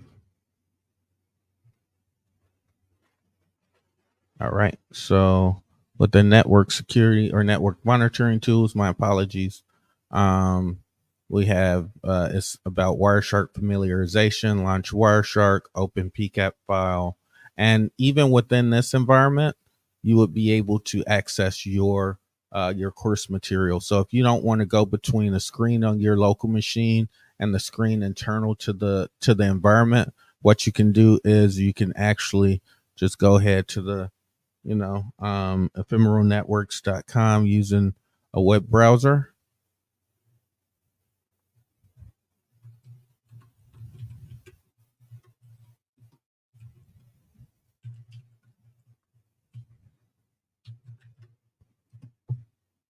And then as long as you still have your login credentials, you just add them on in here, and then you can navigate and do your coursework within the same environment, the same machine. So essentially, it's quite possible for you to do all your work inside of the virtualized environment versus coming out to your local machine and going back between. But we want to offer that level of ease to our users from the start, so that you're not locked into the limited environment here, but you could actually use your own personal environment to kind of take notes or whatever you want to do. Um, so we're gonna go ahead and close that, and we're gonna go ahead and bring that back, and you can see within this content or within this module, it's telling me all the different ways to explore a PCAP file, or not all of the ways, but some ways to look into a PCAP file. And like I said, we notionally read all of this information, and we were prepared to tackle this question. So first thing that we're going to do is go ahead and open up our security tool here, Wireshark. And then as you can see, during testing, I already opened it. So what we would do normally is go to File, Open. We'll go to here, Open, and then we'll navigate to the location where said PCAP file is, which is in Lookie. Click Lookie, go to Lookie 1, and then we'll hit Open. And right now we're looking at the actual file. So a PCAP is short for packet capture. It's captured all the network traffic that was allegedly pulled from the network and provided to us cyber investigators to find out what's going on. And the goal was to find out like what type of website this person visited. Well, if we paid attention in any of our earlier classes, or if we got familiarity um, with any type of ports or anything like that, we'll understand that 443 and port 80 are two useful ports to look at. But also, if we understand protocols like SSH, SMB, HTTP, and HTTPS, we'll know that HTTPS ties to port 443 and HTTP ties to port 80, right? So what we can do is, and here we can, based upon what we learned in the previous reading, let's use some of the things that they said. So one of the things that was mentioned is that we can look at conversations or endpoints, and this gives me just packet information, but it gives me the IPs that's been talking inside. You can always go back and uh, I forget the name. We could find stuff, and we can So, Socks, can I specific stop you? sort. Go ahead, shoot. So, um, this is great, and I think that that puts people in a great position. But we can't give them everything in the first. We can't give them everything right now. It's true. It's true. Okay. So, Well, let's just do this, right? Let's. I just got It just. excited. I Got know. just a little I saw. excited about. That's why I didn't want to stop you because I'm like, he's so excited and showing about this. But because guess what? Like most people signing, they might not even know what a PCAP is. So in the course content, do we go over what a PCAP is? We do inside the Okay, course perfect. Because content. that's what I just want to know what the PCAP is first, right? We identify what PCAP is, and we also cover popular ports and protocols, so Nice, that nice. you would be able to follow the same level of logic that I'm following, as well as if we go back to. And thanks for interrupting me, because You were I about to get go it. down the whole rabbit hole. I'm like, you can't just give the whole course away.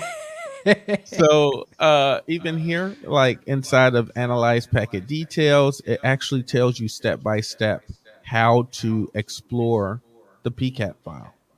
So you're actually taking the information that you just got finished going through and you're applying those lessons learned.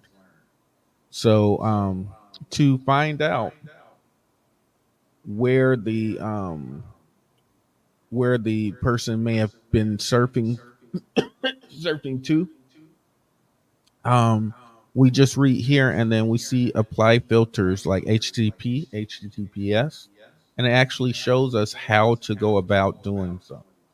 Nice. So all we That's would awesome. have to do is just stop here. We could go here. We could go to export objects and then look HTTP. And this is something that everyone could have if you have Wireshark at home. You can do the same thing. Hit HTTP and look, we got host name right here, which is what it asks for, and also the packets that have been involved in said communication. And if, let's say, here, I want to give them a little something. So Oh, let's say, let me throw up a. let's say I'm running my Wireshark. Will it work or will it won't? Stop. Okay, I gotta select my talking interface, which is the one with the squiggly lines. So then I hit go. And now I'm looking at all these cool things, all these cool IP addresses, right? And then let's go to a website and let's go to our favorite Google, or if I can spell.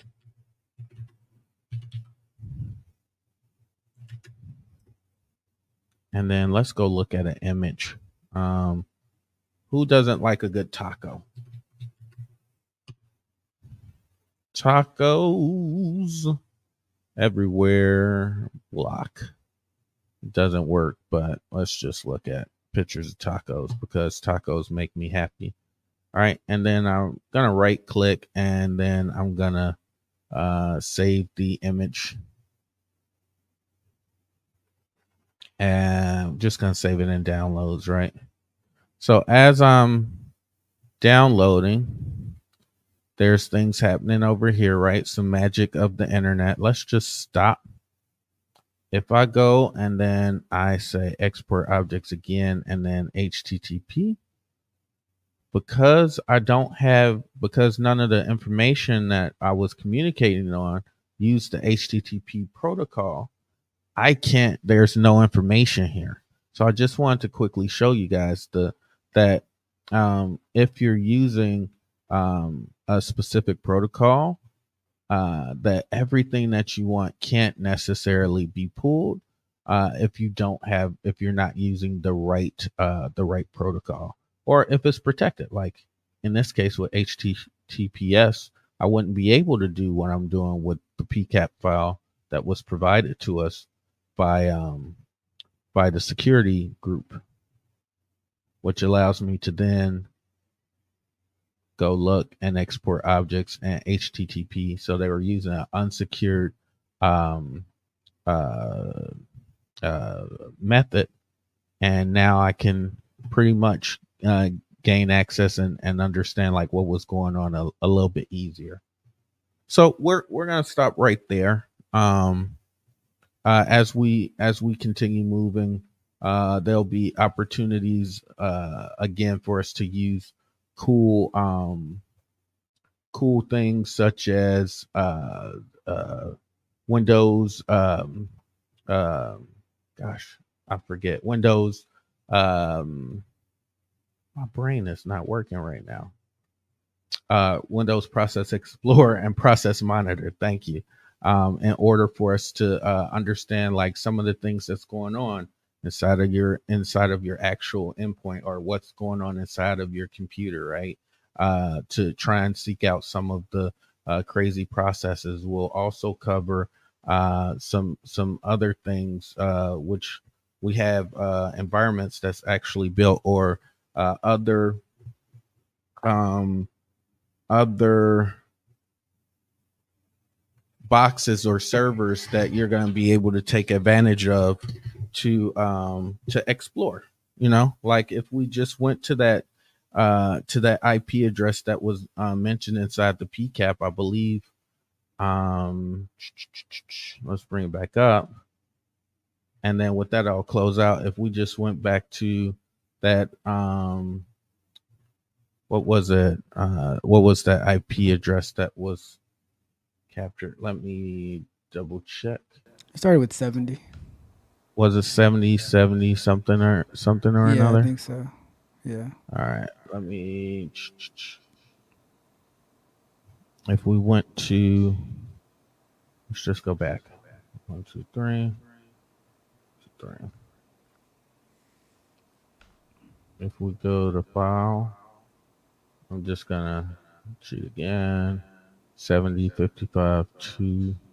All right, so if we went to that location, 70 dot 55 dot 20 dot 51, would we get anything maybe? Look at that.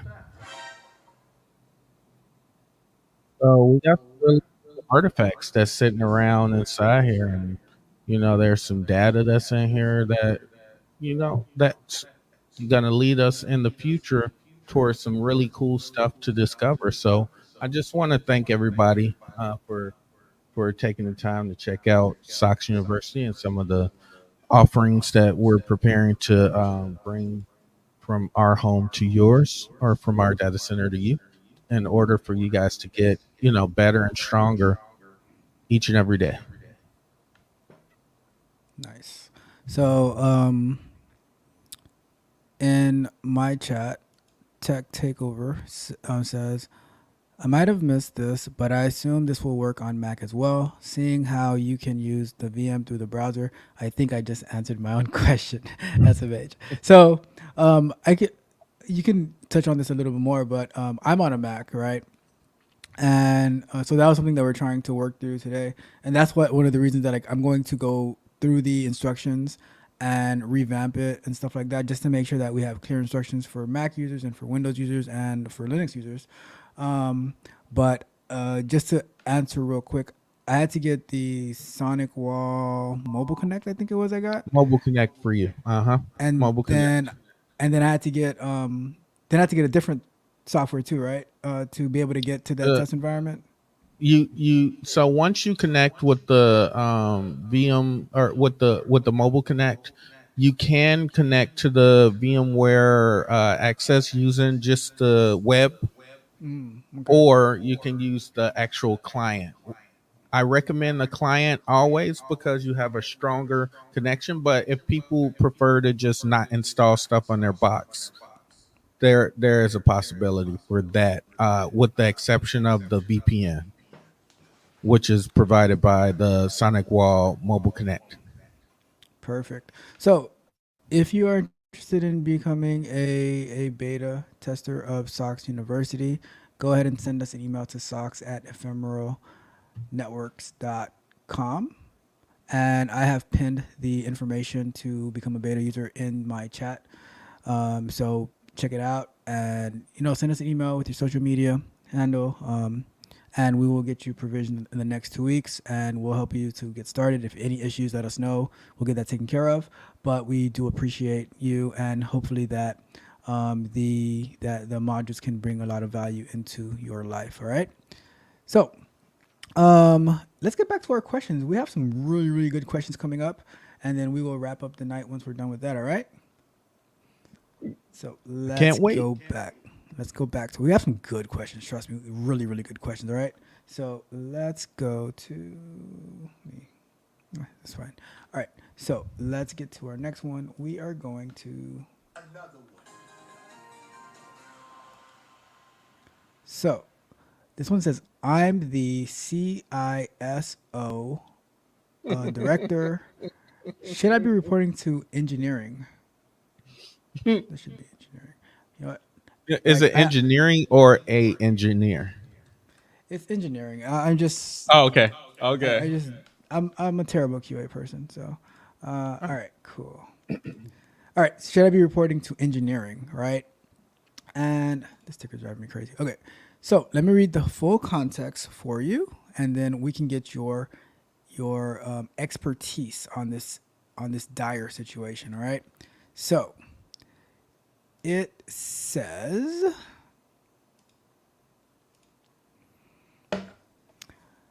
So before we get started, what is CISO? Is it like, yeah? What is Chief CISO? What is it? Chief Chief Information Security Officer. That's what I thought. The chief is under.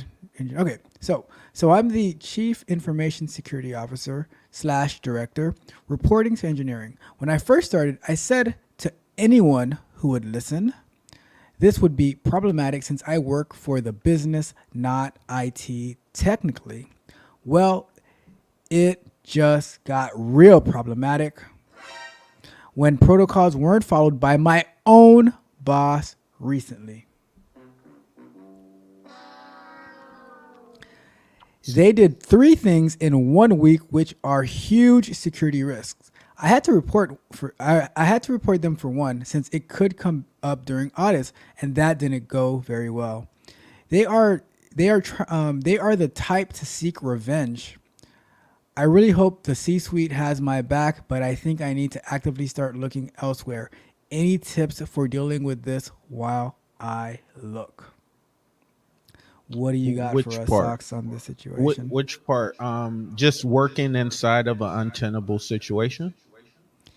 Yeah, so they're saying, right, like they're going to start, like they need to start actively looking for another position because they think that the whoever their boss is going to be seeking revenge.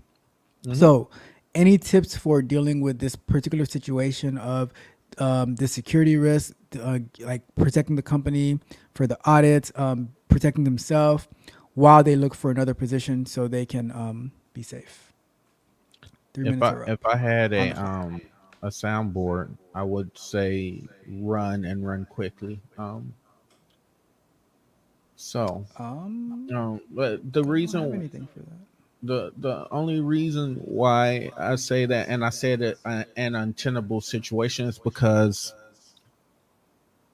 this person, he or she is correct, right? So you're in the C suite, right? So what you do, or the information that you provide as a CISO, um, uh, while you work in tandem, or in some cases, side by side, or not tandem, but if Adjacent.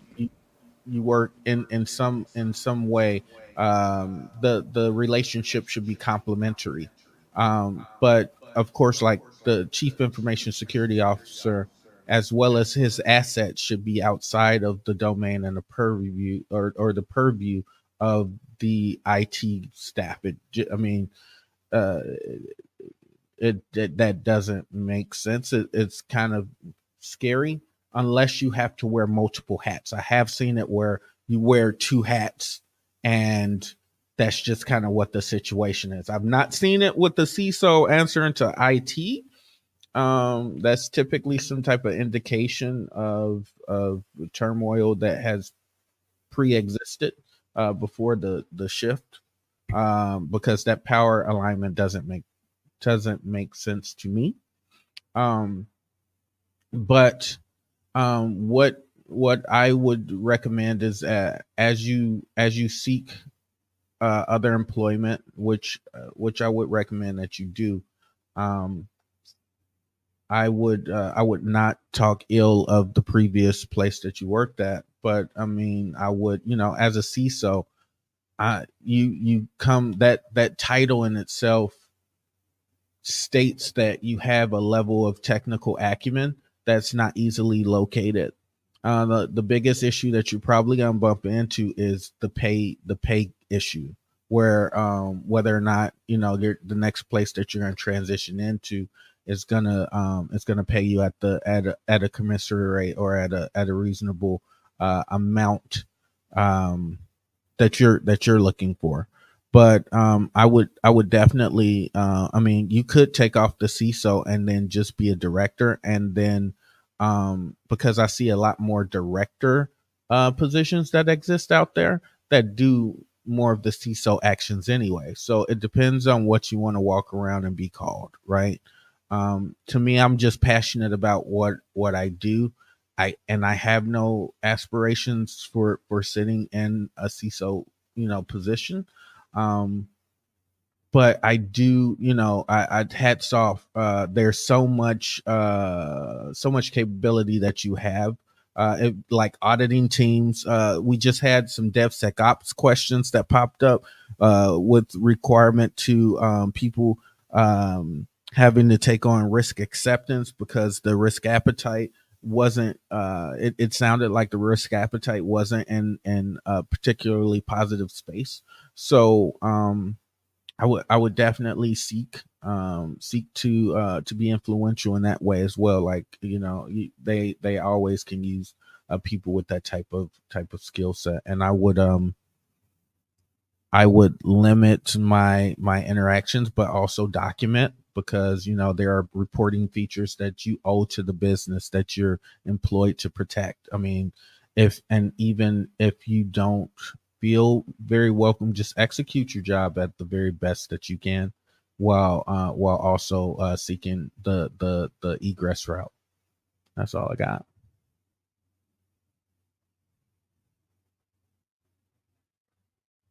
Can't hear you. Sorry, my bad. I was muted. I was saying just by reading like how this question was structured, I can tell this person really does know what they're talking about. So who would the CISO report to? Typically the CISO, I've seen them go direct. Hold on, I'm getting feedback over here. I've seen CISOs report directly to the gosh, operations, the coup, the chief operations officer. I've seen the CISO speak directly to or go directly to the CEO. That has been a really rare occasion, just because of like business verticals and how they're constructed. I You typically see an IT director, and then you see a information security director, and then you have a CISO that's sitting up there. So um, there's a myriad of configurations, but the concern in this case is right. At the CISO level, I'm implementing the security posture across the entire enterprise, across the entire network, as well as planning for future growth in tandem with my actual IT architecture team, right? So then I should have some security architects that work beneath me, that's informing me and strengthening me as we move forward with our security plan. It doesn't always work out like that, but and when you look at structurally how things could work really well, if you're looking for a team, man, my IT department, is separate from my security department. Um, because of the work that the security department has to do, just as along with you, right? You're a QA guy, right? You work with the dev teams and things like that. They need to be separated. They're not going to sit down and do C# to make the organization run. So they're not subordinate to the IT manager, right? They have a whole nother directorate level, right? So when you isolate like that, I think that's great. Yep, So got that it. Cool. I mean, yeah, that's very good. All right, let's wrap up that question and let's start zooming through the rest of these questions.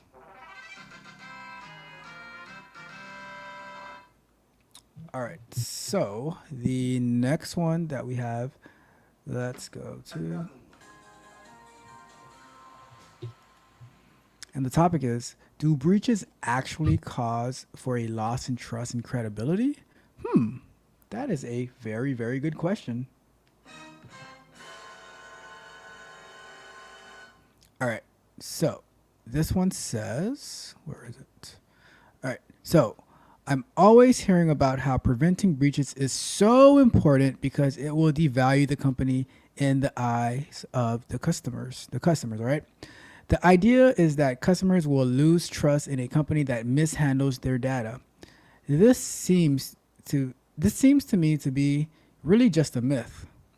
In my observation, the population at large just really doesn't seem to care whatsoever. Most people are completely unaware that their passwords have been leaked, or if they are, they probably aren't taking any steps to do anything about it. In fact, with the recent Insom- Insomniac video game studio leak, I've seen a lot of sympathy towards the company. These breaches happen, and once in a while, they might just hit the headlines. But more often than not, it's just swept away into the annals of history, and everyone just moves on. So, what are the actual consequences of a large breach for a company? They don't seem to steep enough to actually make much of a difference. So, Socks, any thoughts or insights on this? The people want to know. Yeah. The first thing I want to do is say 5 points for amazing grammar and utilization of vocabulary. Annals. I haven't used that in such a long time, so I want to give a claps and round of applause for that. But I think that this covers something. When you were talking to me, I just was writing down things in my mind, and the first couple things that came in my mind was complacency and apathy is what that user or the person who submitted that question was pretty much talking about. Um, does it? People seem like it doesn't matter, and it seems like a fallacy. I'll say, like most things, it depends. If we're dealing with the environment or organization into which there is no other, right? Let's say Google, let's say Equifax, TransUnion, those guys. Um, I it's hard to see when those security postures are being shifted to the benefit of the overall public. Remember, these are giant monstrous organizations, so it's going to take time for those things to percolate and to get out there. Conversely, some of the best security teams, some of the best security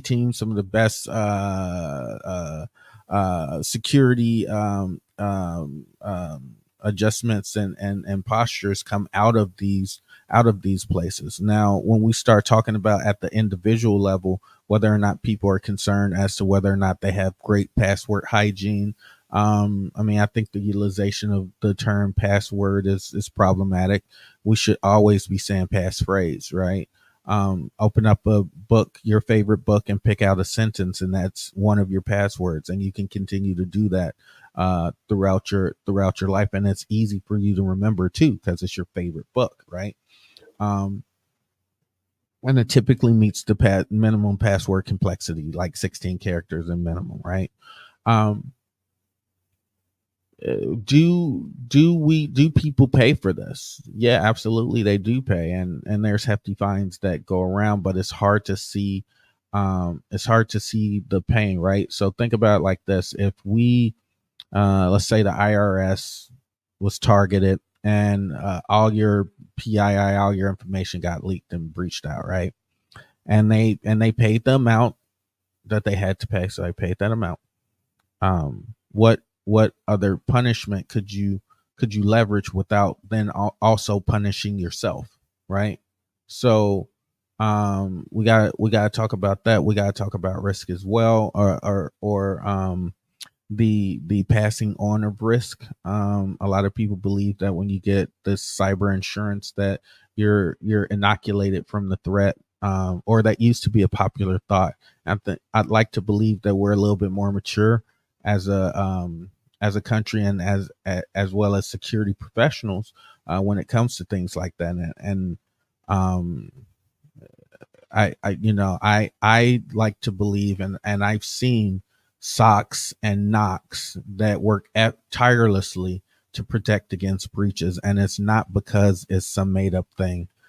Even myself, hosting Sox University, right? I'm a target, right? So I have to worry about how how your credit cards are being handled, how your passwords are being used, and also implementing practices that prevent you from using the same password over and over again. Like those are just the small steps that appear in throughout society that show contrary to how you and I may feel about people's concern with their security overall in cyberspace, that there's actual efforts being made and some consequence to be followed. So I just want to comment on this a little bit as well. Just because someone may not know any better or might not care, whatever the case may be, that doesn't mean that you should compromise the integrity of the work that you have said that you're going to do, right? So, and to me, like being in like the positions that I'm in, QA, engineering, you in your positions of like different realms of cybersecurity, your commitment is to protect the customer, provide good customer experience and success, and with the mindset of, well, they don't care, so why should I care? I think that's the wrong mindset, and that um, if alone for your personal integrity, right, and doing a good job, then breaches matter, and just because like the mass, like you might think that you don't lose credibility and stuff, but if someone has to choose a product and, oh, this one is in the news for being hacked and everything like that, leaking 50 million of data versus one who has a secure infrastructure and stuff like that, that matters. Like you might not see it like in the like it just by looking, but all those things have effect, you know. So I think that you should take it seriously. Whatever it is that you decide to do, take it seriously. And your job is to protect the company, one, or no, your job is to protect the customers, one, and then the company, two, and go from there. So I don't know. One more quick thing before you hop off. Hmm? I'm not going anywhere.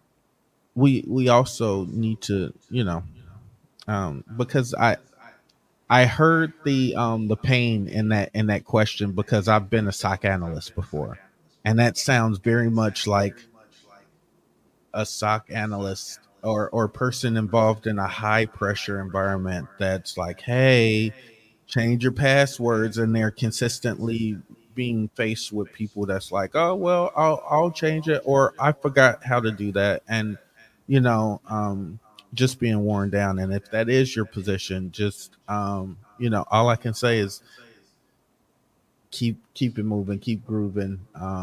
It gets better, and you're the reason why it does get better. Yep. Um, yeah, they need a tech coach off in their life. So, all right. Um, let's move on. I had some other stuff, but let's move on. Let's go to the next one.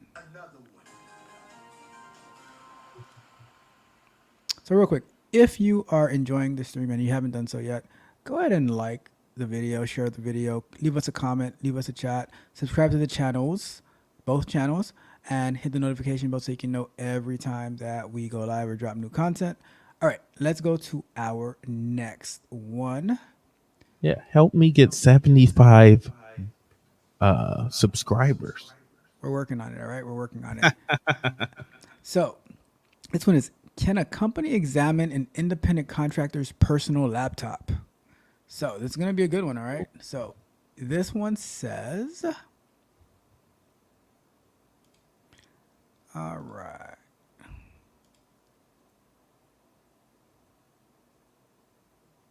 Hold on, something happened. Give me a second here. Okay.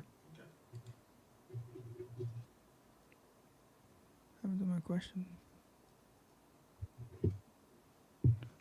Oh, hold on.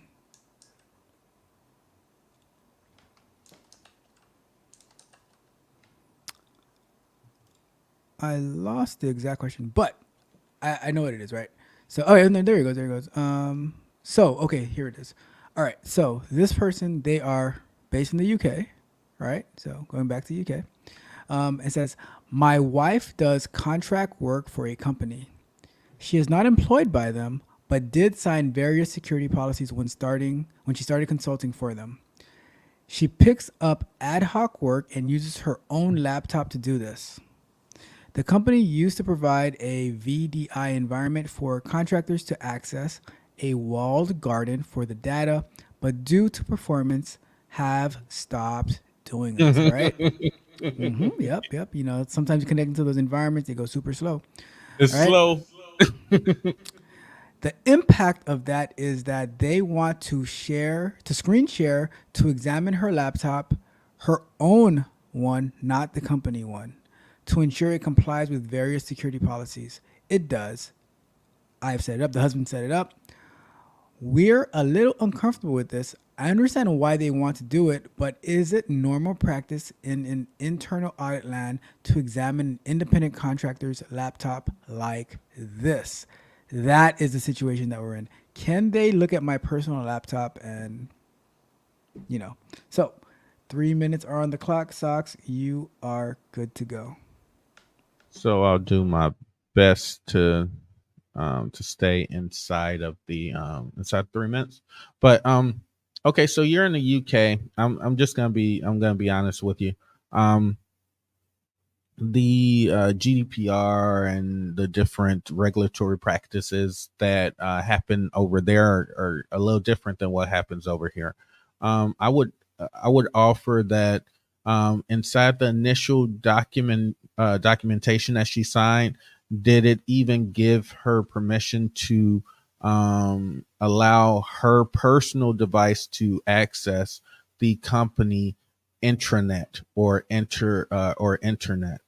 um and you know, because some businesses, I don't like it, they attempt to pass the um they attempt to pass the threat over or the risk on to their employees in this way by allowing, you know, that's the big argument about people who get to work from home, right? Are you now exposing your employees to risk that they can't possibly be responsible for or own because they the structural requirements in order to operate their machines, you know, inside of a domicile is not that doesn't quite make sense to me. But I mean, it happens, right? Um, I off the top of my head, anything that touches company infrastructure, um, uh, is typically free game, as explained in the user end user license agreement that they typically disperse or they show up on the walled garden, or as soon as you log in, that you consent to the monitoring of all information that's coming across, blah blah blah, or the utilization of this VPN provides or consents for me to do X, Y, and Z. While there may be, you know, while there may be instances where they can't enforce it, I think it's a pretty safe bet to you know, to just not use your personal devices on company infrastructure. Like it's just it's opening you up to now, because you operated outside of the course of what they were expecting for you to be able to do with their machines, right? That can come with the installation or the need of installation of agents, which is probably what they're talking about with regard to um, allowing or requesting to monitor or look inside of your machine. Like I think it's crazy. No, it does not seem normal, but these are the situations where it could sound like they're in a place where they could, you know, where they could argue a necessity to be on said independent contractors devices when you connect to their infrastructure. So I mean, they, you know, and if that's the case, then there should be some type of mobile device management policy in place, which allows for them to remotely destroy or to segregate the passing of customer sensitive data.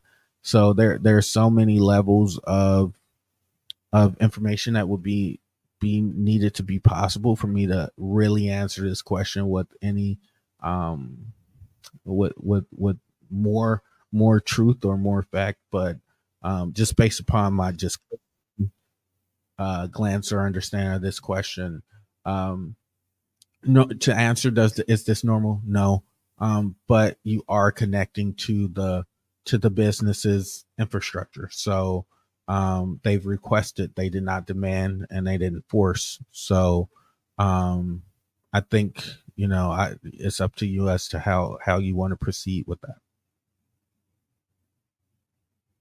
Yeah, I think as well. It all comes down to the contract that you signed as well, right? Yep. Um, like that's what if it's in the contract, then in the agreement, then that's one thing, as well as I mean, companies that I worked for, like when you connect um, to the accounts, like it'll show that um, they have like because like when I'm on my work computer, right? It says oh like they have control to access like not access Remote but like access. they have not necessarily it doesn't necessarily for remote access but it's like they have power over this device, right? and um and so it's like if you're logging with your personal device, it's like you're giving them some type of control over your device as well because you're connecting to their information and because of their security risks they have to protect themselves, you know. So it just depends at the end of the day, like the policies that you accept. And at the end of the day, if you don't like it, then you know, like there's you. So, Yeah. anyways, that's that. All Yeah. right, let's wrap this one up. We got And two more to they do. took down their own walled garden. That's crazy.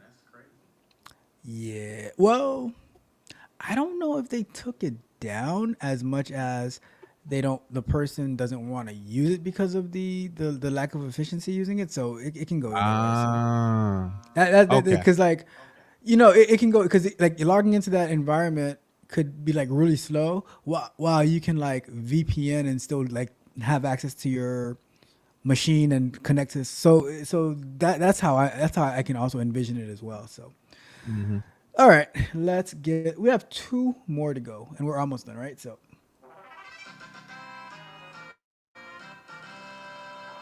all right, so this one is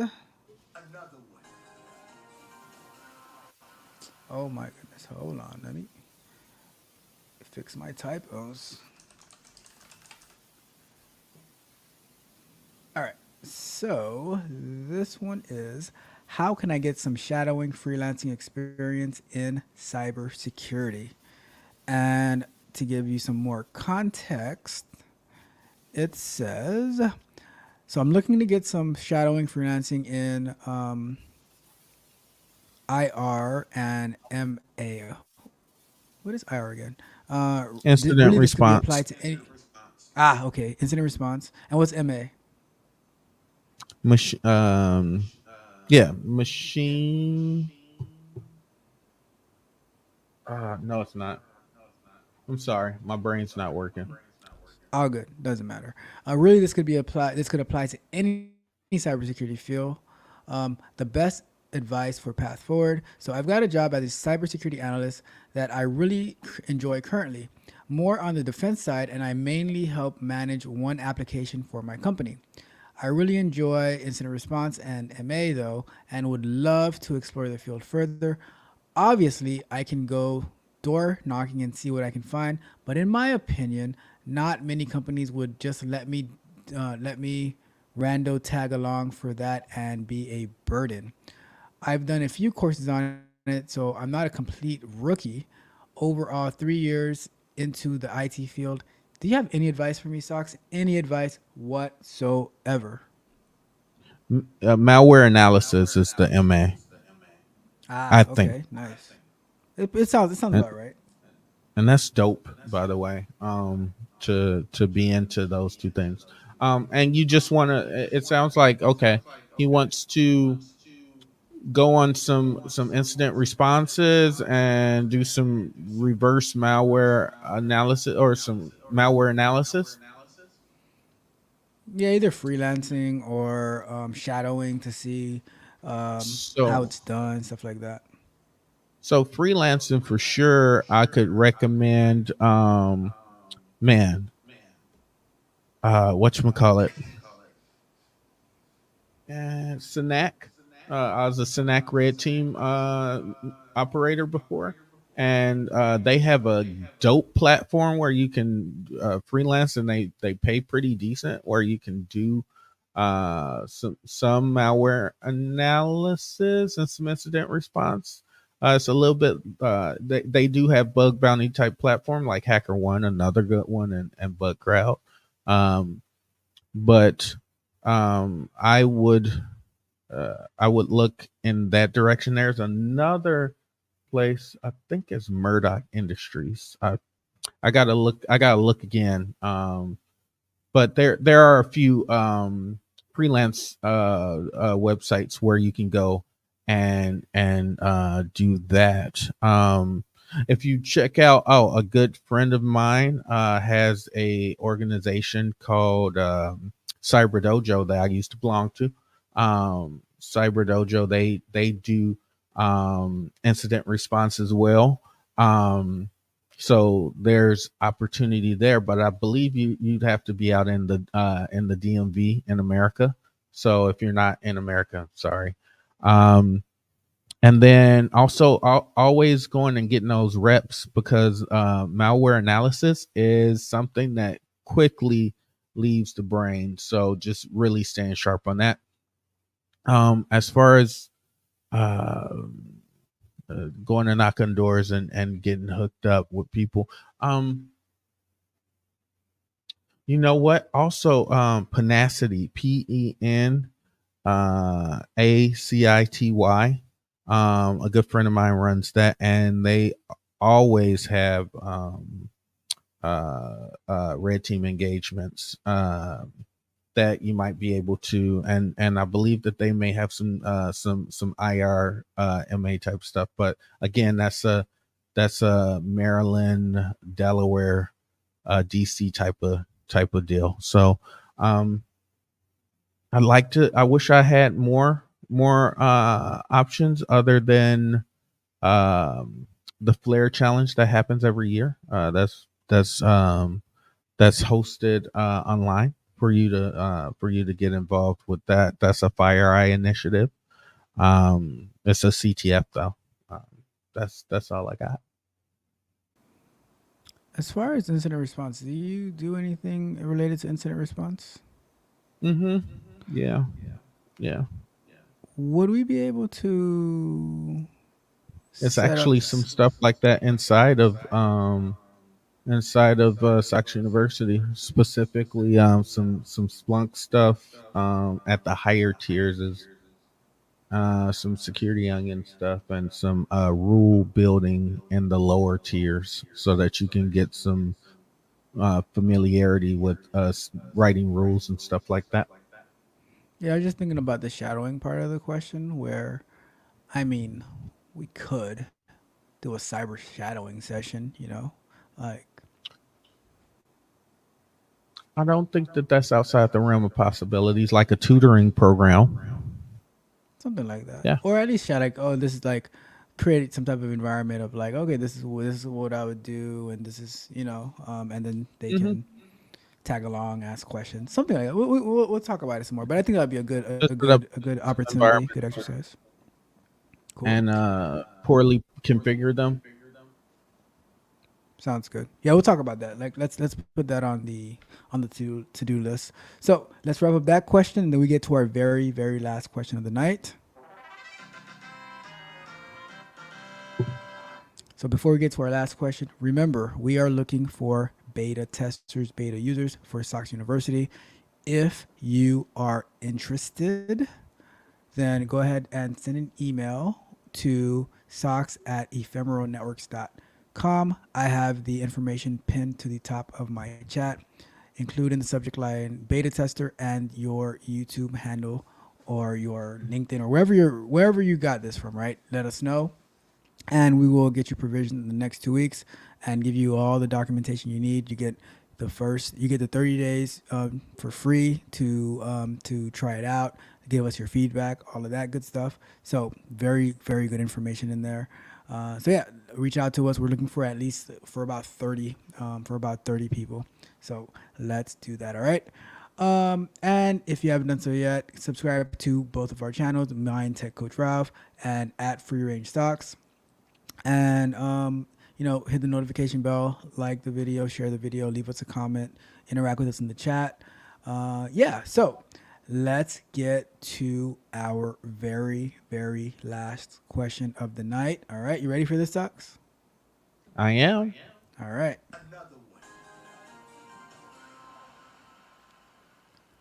So this one says, did the CEO's soon-to-be ex-wife hack his phone, his Yes. computer, and his car? Okay, so let me give you some context behind this because this is getting serious. All right, this is getting serious. So the CEO for the company that I work for is convinced his soon-to-be ex-wife has somehow installed spyware on his iPhone. He is convinced that she can see all of his emails, his texts, and his pictures. I think he's most concerned about the pictures. All right. This same CEO had me search his car for GPS trackers one day because his wife called him out for being somewhere he shouldn't have been when all along she just found the address in the car's navigation system history. All right, so before I go on, right, how did this guy become CEO? He must look really anyways, great. anyways, so now they have like a twofer, right? So, any ideas how I can either prove that there is no spyware on the phone or his iCloud, or if by some random chance there is, discover it, right? So that's A. Or is there some other idea to quell his suspicions, real or imagined?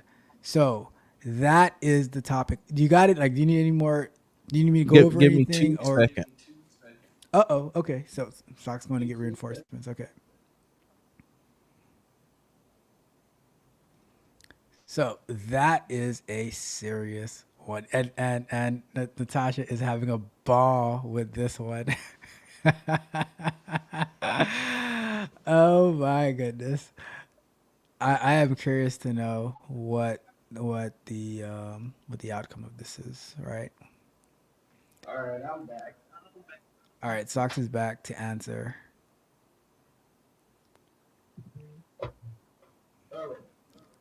So the first thing that I want him to get is one of these. Okay. This is a. Speaking to the mic, Socks. Can you hear me? Yep. Okay. The first thing that I want you to get is one of these things. It's called a Faraday bag. This one particularly is by Mission Darkness, but everybody makes them. This one has been amazing. What he's going to do is take the CEO's cell phone and put it inside of this thing, right? For 1 to 2 days, right? The CEO is going to be a little bit miffed, but put it inside here and leave it in the car. Speaking to the mic, This is Socks. just going to block all of the communications from the phone, right? And he can go around and do whatever he wants for those 2 days. I'm not saying don't go to work. He can do whatever he wants. That eliminates the first issue, which is she paying attention or monitoring my phone, right? Secondly, while that phone is inside that Faraday bag, what I want him to do is also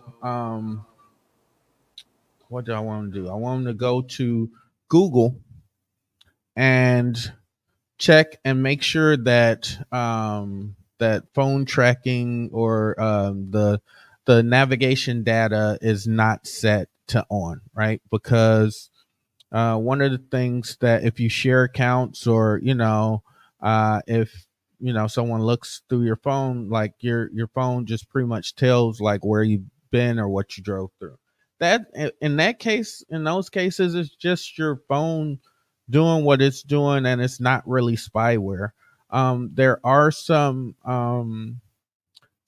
things that you can do to there are some quote unquote anti spyware things that you can put to scan your phone. But when we look at things overall, the I mean, I look again going back to uh efficiency of energy. If he's that concerned, like you've checked the car and you've checked the phone, you don't think anything's on the phone. If he's really that serious about it, then just get a new phone, and get new email addresses, like forward. You can download all your emails through a client like Thunderbird to pull all your emails down, like no matter how many you have, store them on a hard drive. Okay. Get rid of those emails, get new emails stood up, and then reach out to people. I mean, that's a pain in the butt. But like I mean, you have that. There's some other stuff that you can do as far as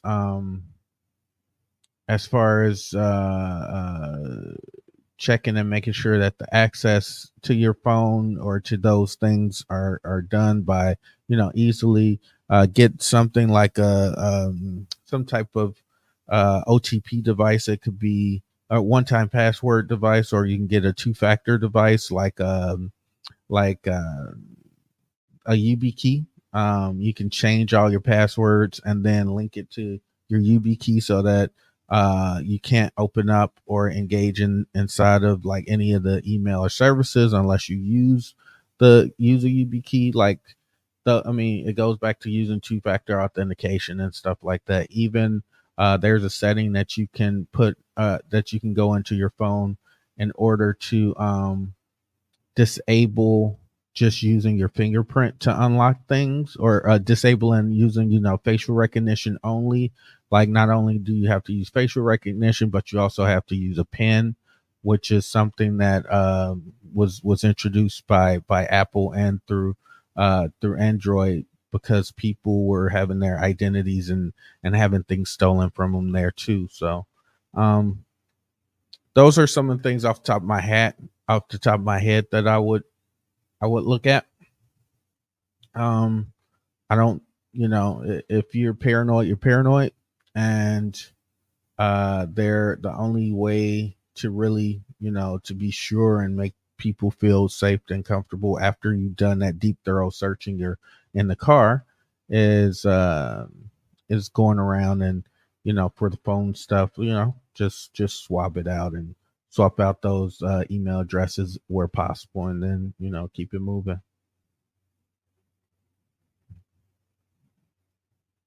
Awesome. Well, socks. That was a very thorough answer. Um, and the wife is probably spying on him, but not the way he thinks. That's what I'm guessing. Yeah, yeah, All right, so that's let's wrap up unfortunate. that question. And while you were gone, Natasha found that question hilarious. All right, so let's bring that down. And that is our cybersecurity Q&A night. We had the demo of Socks U and logging into the environment. We had our questions. We had some fun. We had some very thorough answers, as usual, from our good friend Socks. Um, Anything else you want to leave the people with before we wrap up? Well, I'm hoping that people definitely decide to tune in with us on the beta test program or the beta user program. We're looking for 30. 30 people to get 30 days of utilization of our $10 tier subscription service with admission to um, Sox University. I think that's a killer deal, especially when you're getting provided a wonderful virtual environment to execute whatever you need to do. Um, and I also I'm really excited. I'm excited not only in this joint venture that we're going down and improving Sox University through the implementation of the cyber tool Tech Coach Ralph. Um, we it's just gonna be really great to and transformative for the people out there. I'm really excited to be able to assist and to strengthen the national security posture through helping its citizens. So thanks, Coach. Nice, appreciate it. So I'm going to jump down from here, and I'm going to wrap up the show on my end, and then Thanks for I'll stopping connect with by. you afterwards.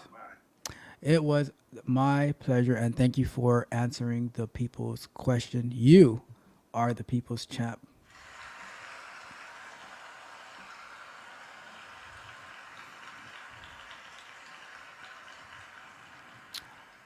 All right, Sox, I am heading out. I will talk to you later.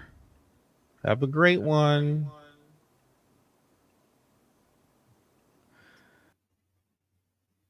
All right, guys. Thanks for tuning in. I know we've had a lot of obstacles, technical and video. But I promise you, as the time continues moving, we're gonna get better and better. Um, Sox Academy is a amazing program that we put together. That's going to be able to empower those of us that are out there looking to either transition into cybersecurity or are in cybersecurity and just want to pick up a new skill. Um, I'd like to thank everybody who tuned in tonight, and again, go ahead and follow my friend Tech Coach Ralph, and I'd like to tell you guys, thanks for tuning in, and we'll be back pretty soon. Peace.